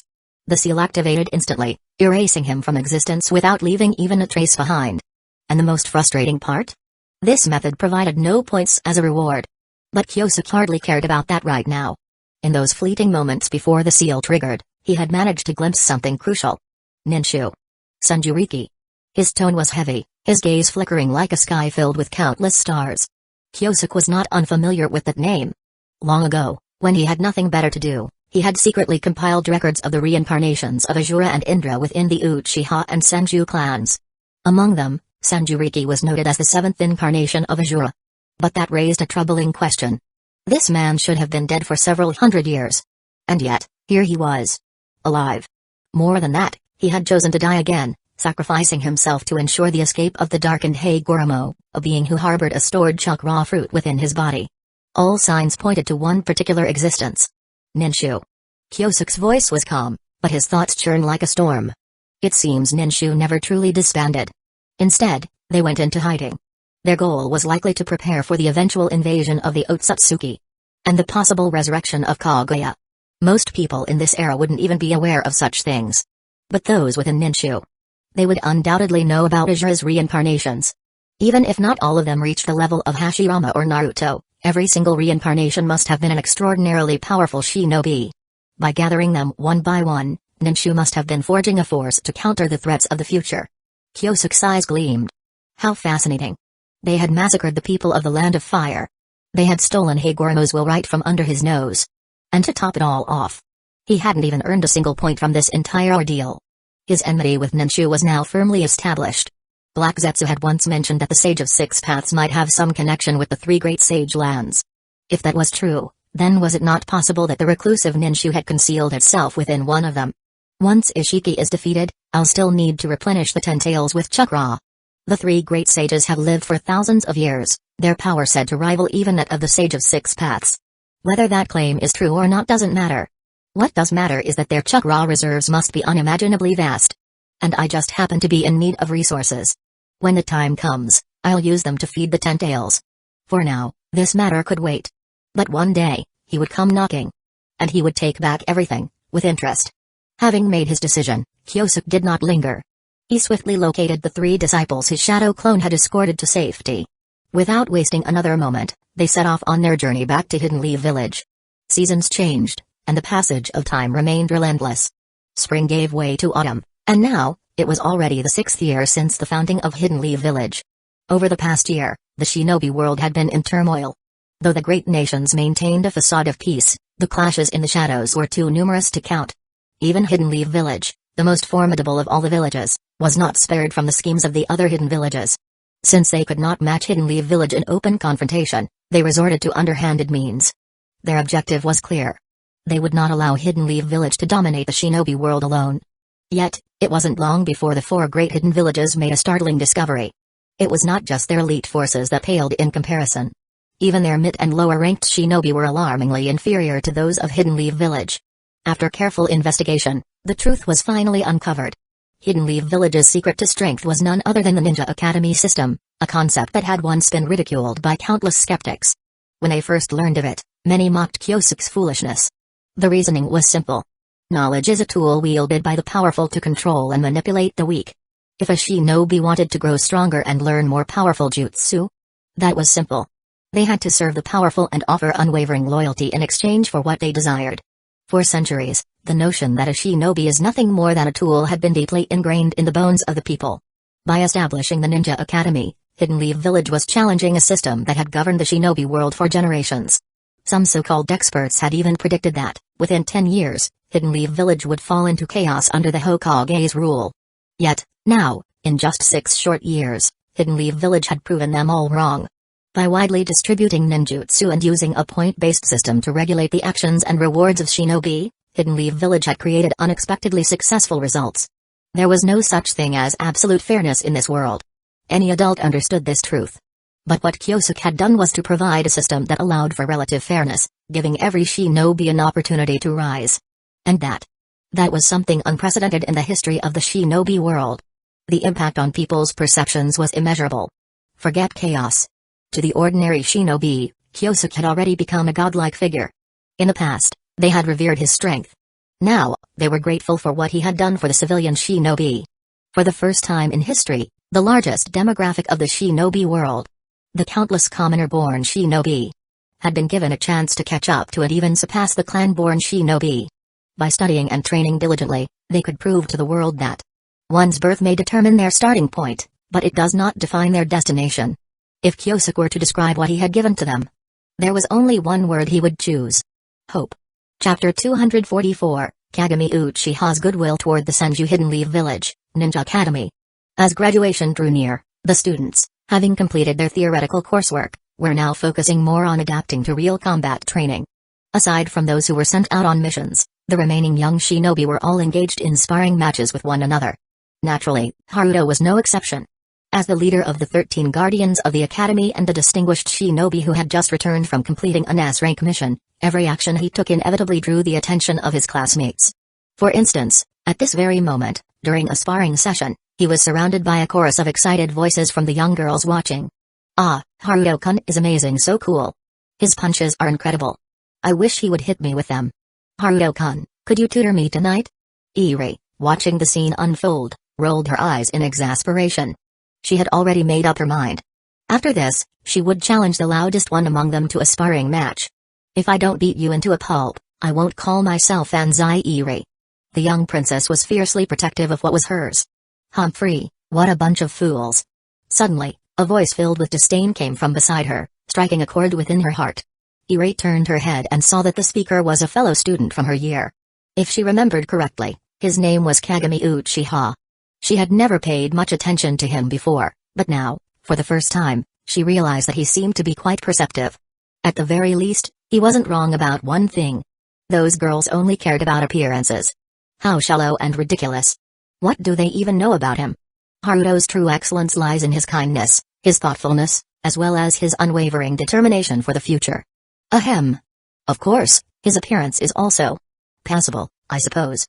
It just so happens to align with this princess's tastes. Lost in her own thoughts, Iri had completely strayed from the conversation, standing off to the side and swaying from side to side, lost in her musings. Meanwhile, Kagami's expression grew darker. From all around, he could hear voices shouting things like, "Long live the Uchiha!" And as expected of the Hokage's son. The fools he had spoken of earlier were not just the infatuated girls but the entire crowd that was blindly worshipping Haruto. Kagami Uchiha had always been perceptive, his mind sharper than most of his peers. Unlike other children his age, he often approached problems with a mature and pragmatic perspective. To him, the Uchiha clan should not stand above the village. In fact, he held deep dissatisfaction toward the current political landscape of Hidden Leaf Village. It's all of the Hyuga clan head's fault. If not for her betrayal, the village's balance could have been maintained. Look around you. Praise for the Uchiha is everywhere, as if Hidden Leaf Village exists solely because of us. In the short term, this might not seem like an issue, but over time, this kind of blind devotion will breed disaster. What frustrated Kagami even more was that his fellow clansmen utterly failed to grasp the concept of selflessness. They were all self-serving, short-sighted individuals who only looked out for their own interests. By contrast, the Senju clan, who were gradually being demonized by the public and whose reputation was sinking lower by the day, had earned his admiration. They are the ones truly making silent sacrifices for the village. Kagami murmured with a deep sigh. But the world is full of fools. How many can truly see the dangers hidden beneath this false prosperity? Kagami. A voice called out to him. A boy had approached and now stood by his side, watching the ongoing sparring match with a faint smile. Haruto is getting stronger and stronger, the boy remarked. As expected of the strongest genius of our generation in the Uchiha clan. Kagami's brows furrowed immediately. His tone carried unmistakable displeasure as he responded, "Hiruzen, you know how much I detest meaningless flattery. That kind of praise is nothing more than the self-indulgent amusement of fools. The strongest Uchiha genius? Those who say such things. Do they even see themselves as shinobi of Hidden Leaf Village? Ahaha, my apologies, my apologies." Saratobe Hiruzen said with a light-hearted laugh, patting his friend's shoulder in an attempt to ease the tension. Then, lowering his voice to a conspiratorial whisper, he leaned in and said, "Come with me. Obirama-sensei wishes to see you." At those words, Kagami Uchiha's eyes lit up instantly. Without a moment's hesitation, he nodded eagerly and followed Hiruzen away. Before long, the two arrived at the Hidden Leaf Village Police Force headquarters, where they found Senju Obirama immersed in his work. "Sensei, I've brought him," Hiruzen announced with a respectful bow. His gaze flickered briefly toward Kagami. A silent gesture of encouragement. Before he turned and slipped out of the office, leaving the two alone. Now face to face with the village's police force head, Kagami took a deep breath, steadying himself. Though his heart pounded with anticipation, he forced his expression to remain composed. "I am honored, Obirama-sama. May I ask why you have summoned me?" For a long time, he had been observing the various figures within Hidden Leaf Village's leadership. Among them all, the one he admired the most was none other than Senju Obirama. The man who oversaw the village's law enforcement and took responsibility for maintaining its order. In Kagami's eyes, this was a leader who truly understood the meaning of self-sacrifice, someone whose every action was dedicated to the growth and stability of Hidden Leaf Village. He was nothing like the fools within the Uchiha clan, who placed family interests above all else, blindly pursuing their own selfish gains. Unlike them, Kagami prided himself on his ability to see beyond surface appearances and grasp the essence of things. He would never allow himself to be shackled by the constraints of clan loyalty. What mattered was not grand speeches, but concrete actions. From Hiruzen's accounts, Kagami had already came to a firm conclusion. Senju Obirama was the one truly suited to lead the village as Hokage. And only under Obirama-sama's rule could the chains of clan-based politics be severed, allowing Hidden Leaf Village to truly become a home for all. "You will be graduating soon, correct?" Obirama finally lifted his gaze, his sharp, commanding features emanating an aura of authority. "Hiruzen has spoken of you on multiple occasions," he continued. "And so, I wish to ask, do you have any interest in becoming my student?" The moment those words fell upon his ears, Kagami felt his entire being surge with excitement. Without the slightest hesitation, he nodded fervently and declared, "I would be honored, Obi-Rama-sama, do not be so quick to answer." Obi-Rama interjected, his tone steady and firm. "Think carefully. Becoming my disciple will come with its own burdens. Do you understand what you may have to face?" "Yes, I do." Kagami Uchiha was not a fool. He was well aware of the deep-seated tensions between the Uchiha and Senju clans. By taking Obi-Rama as his master, he would undoubtedly draw the ire of his own kin. Perhaps he would even be branded as a traitor. But did that matter to him? Not in the slightest. Those short-sighted fools, who fixated only on the trees while failing to see the vast forest. How could they possibly comprehend the grand ambitions that lay within his heart? He was one of the very few who had freed himself from the narrow-minded grip of clan ideology. Unlike those who clung desperately to empty dreams of past glory, Kagami truly cherished the village more than anyone. And he was willing to take action to protect it. No matter the cost. Even if he were to be burdened with disgrace. Even if history would one day condemn him. As long as the village flourished, he would have no regrets. Very well. Obi-Rama, having already discerned the depths of the young man's character, wasted no time. Without hesitation, he ordered a messenger to notify the Ninja Academy. At the same time, this would serve as a public declaration. From this day forth, Kagami Uchiha was officially his disciple. A faint smirk tugged at the corners of Obi-Rama's lips as he studied the young man before him, his gaze laced with unguarded enthusiasm. "Hey! Watch closely. This is the first step in dismantling the Uchiha." A glint of cold amusement flickered in his eyes. Innately intelligent? What a laughable notion. When one's values had yet to fully take shape, intelligence was not always a gift. More often than not, it was a curse. For such individuals, their lack of experience left them incapable of grasping the world's true complexities. More often than not, they leaned toward extremes, stubbornly clinging to their own beliefs while refusing to heed others' advice. And that, of course, was precisely why he had chosen Kagami.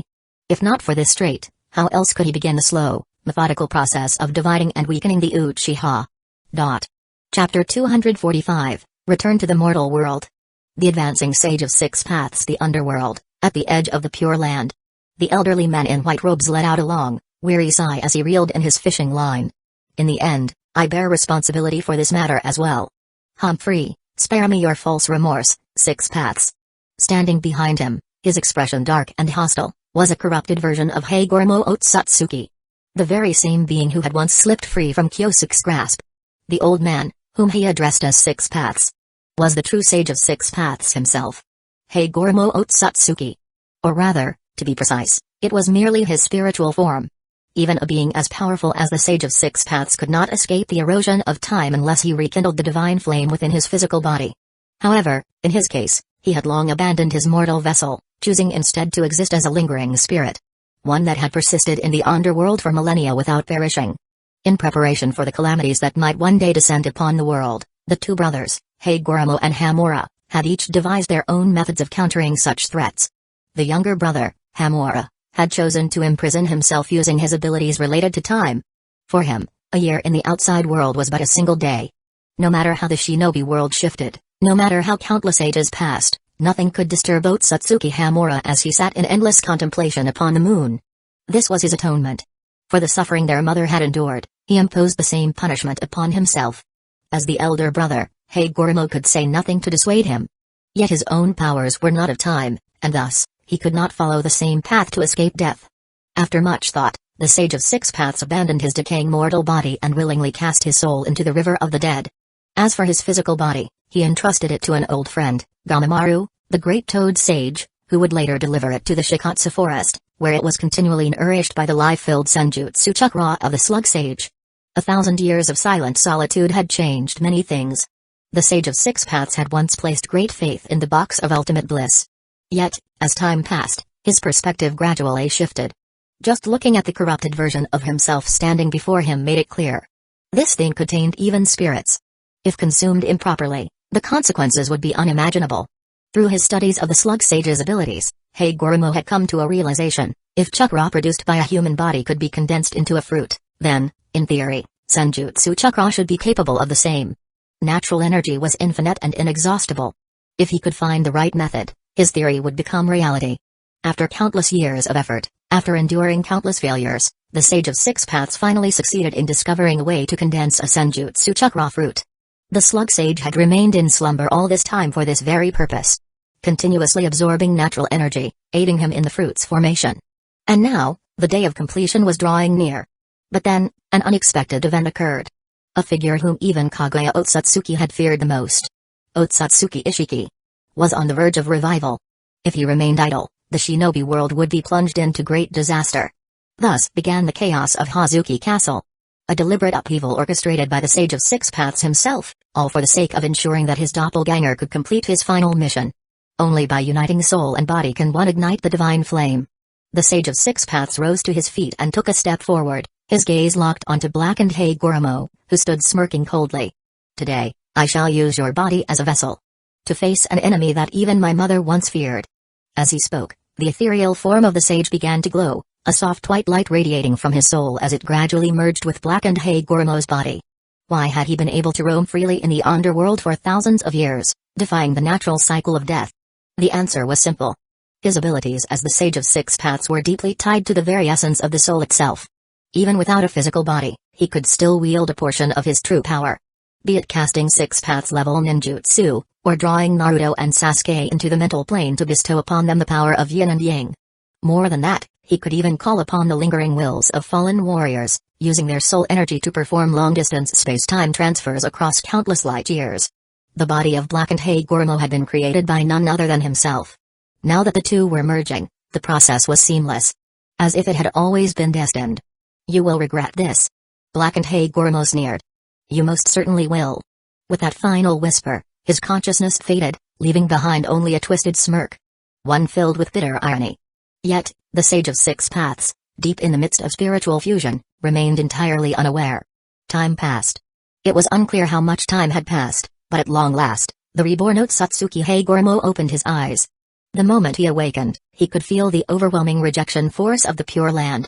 A clear and undeniable sign that he had returned to the realm of the living. A faint smile played on his lips. He was alive once more. Even if this body was impure and tainted. Even if this flesh was corrupted and decayed. It still carried power. Power that lingered at the high tier Six Paths level. And with his Rinnegan, which he had nurtured and refined for over 1,000 years, he might very well be able to contend with an opponent who had taken half a step into the realm of the divine flame. Yet from the very beginning, the one Hagoromo had been guarding against was never Ishiki. No, his true concerns lay far beyond the confines of this world. Within the distant reaches of the cosmos. It was those who had attained the true divine flame level. Those incomprehensible entities that he needed to be wary of. The feeling of a heartbeat. It has been so long. With a single step forward, the Sage of Six Paths traversed the boundary between life and death. After thousands of years, he once again descended upon the shinobi world. Just before his departure, a faint, eerie smile flickered at the corner of his lips. Unnoticed even by himself. Then let me meet you, Otsutsuki Ishiki. On this day, a single piece of news swept across the entire shinobi world. The Hidden Leaf Village had officially announced the first ever 5 Great Village Joint Chunin exams. In response, the Hidden Sand, Mist, Stone, and Cloud all answered the call, making this an unprecedented event that instantly sparked widespread curiosity. The current state of affairs was obvious.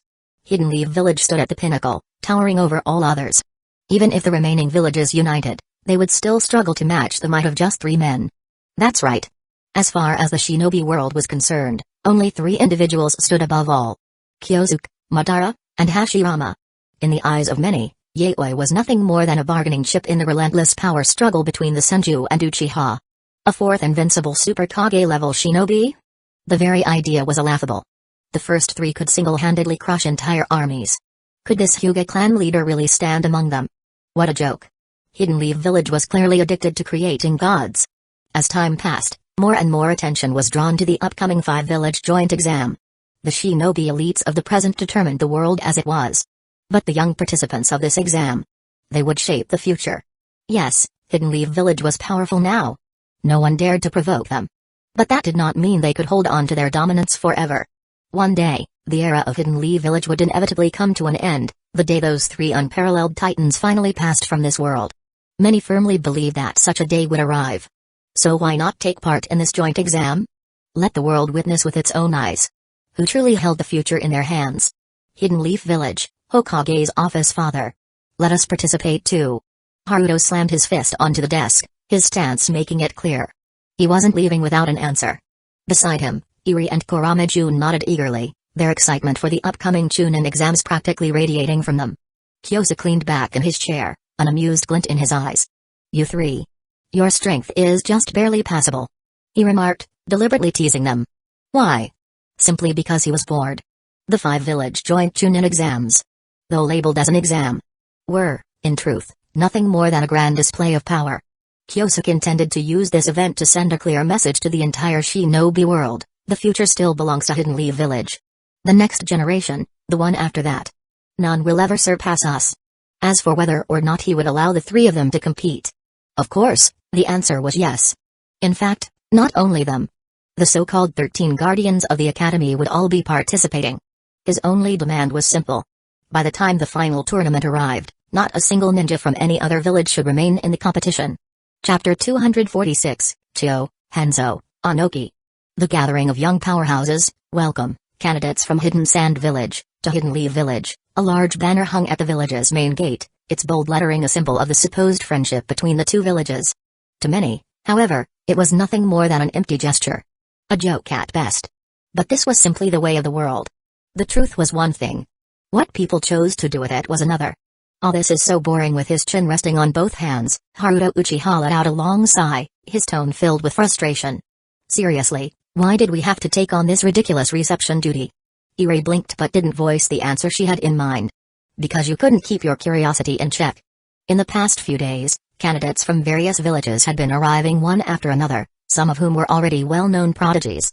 Haruto, unable to sit still, had wanted to go see them for himself. Upon learning of this, Kyosuke had immediately assigned him, along with his 2 companions, the task of welcoming foreign guests. As Hidden Leaf Village's top candidates, personally trained by the Hokage, there were no more suitable hosts than them. Damn that old man. Haruto, his frustration evident, picked up the pen and paper in his hand and begrudgingly began recording the names of those entering the village. He wanted to cry, but there were no tears left to shed. At present, Hidden Leaf Village's overwhelming strength was undeniable. Want to enter Hidden Leaf Village? That's fine. But you must follow our rules. It didn't matter if you were an unknown nobody or a renowned powerhouse. You had to register your name at the main gate. Failure to comply had serious consequences. At best, you'd be expelled from the village. At worst, you'd be arrested on the spot. Or even executed immediately. Just 2 days ago, a reckless ninja from a small village had refused to obey. His corpse was still hanging from the branches of a tree at the gate, a grim warning to all who passed by. Those arriving from other villages couldn't help but shudder at the sight. Name? Ebizo. Gender? Probably male. Reason for visiting? To participate in the Chunin exams. Haruto stared in disbelief at the boy before him. Despite his youthful status as a participant in the Chunin exams, this guy looked like he was pushing 40. Graduating from the Ninja Academy and qualifying for the Chunin exams within the same year was no small feat. Even Hidden Leaf Village's 12 genin from the original timeline would have struggled to accomplish such a thing, let alone any ordinary ninja. As a result, the ages of the participants varied greatly. Many of them looked as old as Haruto's own father. But this man? Are you sure you're not actually 40 years old? The one standing before the registration desk was none other than Ebizo from Hidden Sand Village. Despite his prematurely aged appearance, he was actually around the same age as Haruto. Just a year older than him and Sarutobi Hiruzen. Just as Haruto hesitated over how to respond, a woman suddenly stepped forward. "So, you're Haruto Uchiha? The Hokage's son?"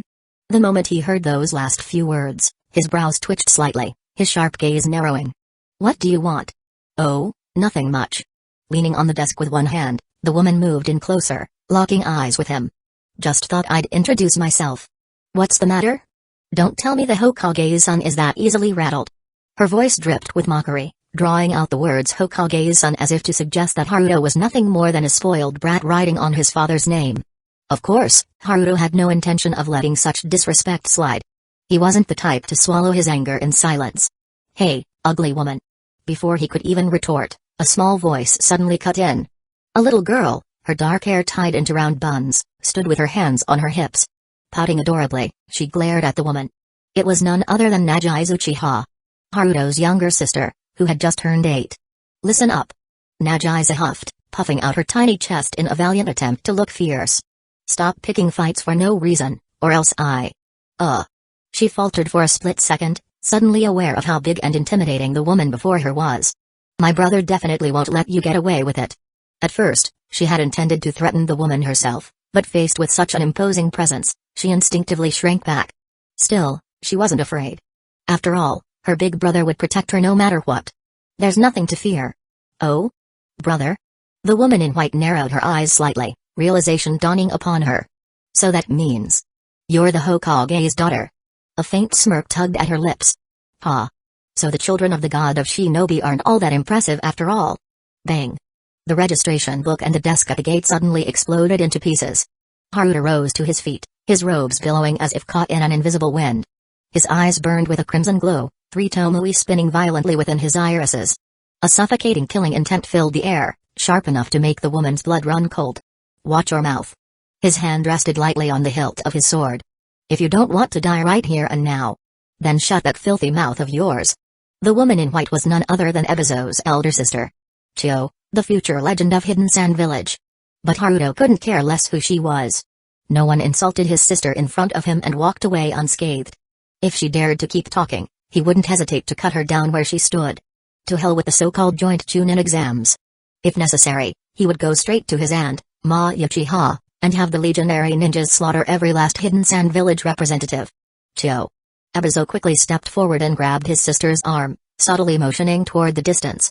Chio turned her head and found herself locking eyes with several emotionless gazes. In an instant, her surroundings warped. Visions of her worst nightmares materialized before her, consuming her mind in sheer, unrelenting terror. Ah! A blood-curdling scream tore through the air. The once arrogant Chio crumpled to the ground, unconscious. Nearby, an Uchiha ninja scoffed as he deactivated his Sharingan. Without a word, he turned and strolled away, utterly indifferent, as if nothing had happened. Not far away, a few Senju ninja exchanged uneasy glances. Should they step in? After all, the Hokage had given strict orders. No provoking foreign ninja without cause. Are you stupid? One of them muttered. That brat dared to insult the Hokage's children. What if? What if she was planning to overthrow Hidden Leaf Village? You have a point. Right? Let's just pretend we didn't see anything. With that, the members of the police force also wandered off, acting as though nothing had happened. As for the visitors from Hidden Sand Village, though seething with anger, none of them dared to speak out. They could only hurriedly complete their registration and leave as quickly as possible. Nagiza beamed with delight, completely unaware of the chaos she had just caused. It wasn't that she took pleasure in Chio's humiliation. She simply enjoyed watching her brother stand up for her. You're still not finished with work yet? Haruto sighed. This is strange. Then let's go eat ramen later, okay? You're out of allowance again, aren't you? Big brother knows me best. Letting out a helpless chuckle, Haruto pulled out his wallet and, without a second thought, placed it in his sister's hand. Take your friends out. I still have team training later tonight. Okay, with a cheerful bounce in her step, his sister skipped away. Haruto sat back in his chair, his gaze lowered. No one could quite decipher his thoughts at that moment. Hidden Sand Village. During the registration process, his father had casually mentioned that the opponents they faced today might one day become their enemies on the battlefield. Kyosuke hadn't said much more, but as his son, Haruto understood the underlying message perfectly. Rather than waiting to meet them in war, wouldn't it be better to ensure they never leave here at all? Next. Lost in thought, Haruto was pulled back to reality by a young boy stepping forward. He didn't seem the least bit affected by the earlier commotion. That alone was enough for Haruto to give him a serious once-over. A seasoned killer. That was the first impression that came to Haruto's mind. Name. Hanzo of the Salamander. Village. Hidden Rain Village. Hidden Rain Village? Haruto narrowed his eyes. It took him a moment to recall that a hidden village had indeed been established in the Land of Rain not long ago. He hadn't expected much from that nameless village. Yet, standing before him was a warrior who instinctively made him wary. What's more, the boy appeared to be around his own age. Father was right. This world is full of hidden talents and lurking threats. You never know when a formidable enemy will emerge. First, there was the hot-tempered Chio. Now, a boy named Hanzo had appeared. He couldn't help but anticipate what kind of figures would show up next. Once the process for Hidden Sand Village was completed, the banner at the main gate was changed. Welcome, candidates from Hidden Stones Village, to Hidden Leaf Village. Name. Anoki. Age. 18. Looking at the youth floating slowly in the air, his large nose giving him a distinctive look, Haruto took a deep breath. He wouldn't admit it, but a trace of envy flickered in his heart. Humphrey. What's so special about that? Once I master the full-body Susanoo, I'll be able to fly however I want. A short distance away, Kuramaju narrowed his gaze at the floating youth. There was no doubt. This was Hidden Stone's village's strongest young shinobi. Just as father predicted, every village is trying to establish their dominance in the shinobi world. Whoever wins this Chunin exam will see a surge in mission commissions afterward. This is an economic battle. No village would hold back in sending their best. As for whether there would be casualties, well, the remnants of the Warring States period had yet to fade completely. Without outside interference, those who died at the hands of their peers could only blame their own lack of skill. If you're weak, you die. That's all there is to it. Every participant was an elite chosen by their village, each one brimming with confidence. Not a single one believed they could lose. Kyosuke himself had even given the order. Before the final round, they were to eliminate as many competitors as possible. But now, looking at the gathered talents, that goal seemed far more difficult than expected. Soon, the final two great villages arrived, one after the other. Welcome, candidates from Hidden Mist Village, to Hidden Leaf Village. Welcome, candidates from Hidden Clouds Village, to Hidden Leaf Village. Hidden Mist Village had sent a host of young prodigies, many bearing KK Genkai, including shinobi from the Hazuki and Kaguya clans. Meanwhile, Hidden Clouds Village, the village with the most strained relationship with Hidden Leaf Village, made their stance crystal clear. They had sent their full elite force. Among them was the young man destined to inherit the name of it and become the future third Raikage. There was also the newly appointed Jinchuriki of the Two Tails, granted a perfected sealing technique through Hidden Clouds Village's dealings with Hidden Leaf Village. The moment the sensory division confirmed that Hidden Clouds Village had sent a Jinchuriki as a contestant, everyone who heard the news was stunned. Had Hidden Clouds Village collectively lost their minds? Or were they simply so desperate for victory that they had gone insane? Many were baffled by this reckless move. Yet, when Kyosuke heard about it, he showed no surprise. During the Chunin exams of Hidden Leaf Village Year 60, Hidden Sand Village sent the One-Tails Jinchuriki to compete. Why shouldn't Hidden Clouds Village flaunt their Two Tails?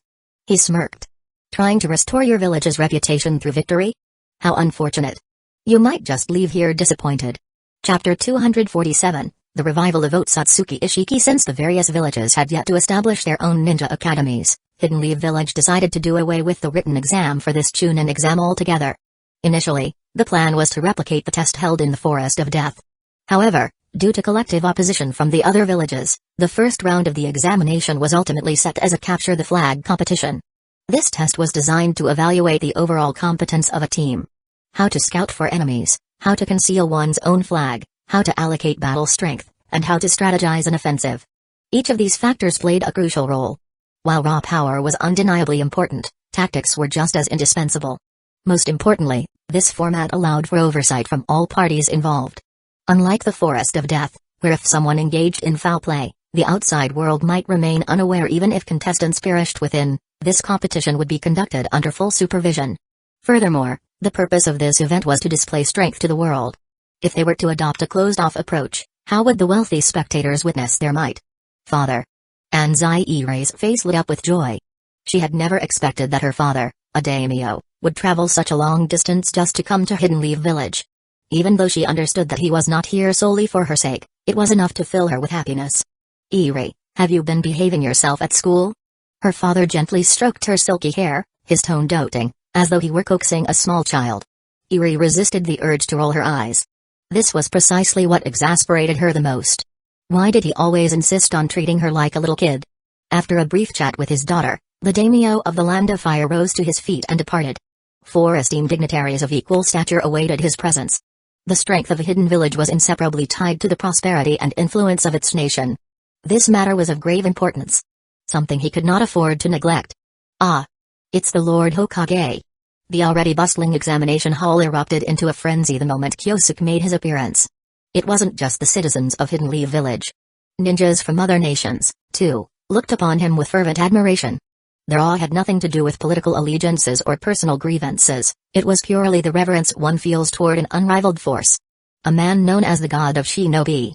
Kyosuke Uchiha. Hanzo lightly ran his fingers over his gas mask, a flicker of excitement igniting in his heart. Would he, too, one day attain power akin to that of a god? No. Under Hidden Leaf Village's classification system, individuals who reached that level were not merely Kage. They were Super Kage. A force greater than a Kage. Just imagining it sent shivers of exhilaration through his entire body. And he was not the only one harboring such thoughts. Among those watching from the stands were two future leaders of Hidden Stones Village. The second Sushi Kage, Mew, and one of this year's examinees, the young Onoki, later to be known as Onoki of both scales. Mew-sensei, so this is the Hokage. And this is Hidden Leaf Village, the most prosperous village in the shinobi world. Onoki's tone carried a hint of awe. Compared to this flourishing metropolis, Hidden Stones Village seemed no different from a rural backwater, with its simple, unembellished village structures. In the original timeline, this very master and disciple had once journeyed to Hidden Leaf Village with reverence in their hearts, hoping to learn from its advanced infrastructure and bring that knowledge back home. But what awaited them was the darkness of Madara Uchiha. The young Onoki, full of ambition and hope, had been utterly crushed. Both physically and mentally. The trauma left him questioning his very sense of self. Now, as he gazed at an even more powerful and thriving Hidden Leaf Village, it was no surprise that he was filled with emotion. If Kyosuke allowed it, he would likely be willing to stay in Hidden Leaf Village for a year or two, absorbing every bit of knowledge before returning to his village. Indeed. Mew replied, his tone carrying a trace of heaviness. Everyone speaks of how the Hokage's formidable strength is what has led Hidden Leaf Village to its current heights. But how foolish. Those people have no idea of the true reason behind Hidden Leaf Village's success. In the next 3 years, it is estimated that over 2,000 new shinobi will graduate. Mew-sensei. That. What does that mean? The second Sushi Kage gazed toward the distant northwest, where Hidden Stones Village lay, his expression unreadable.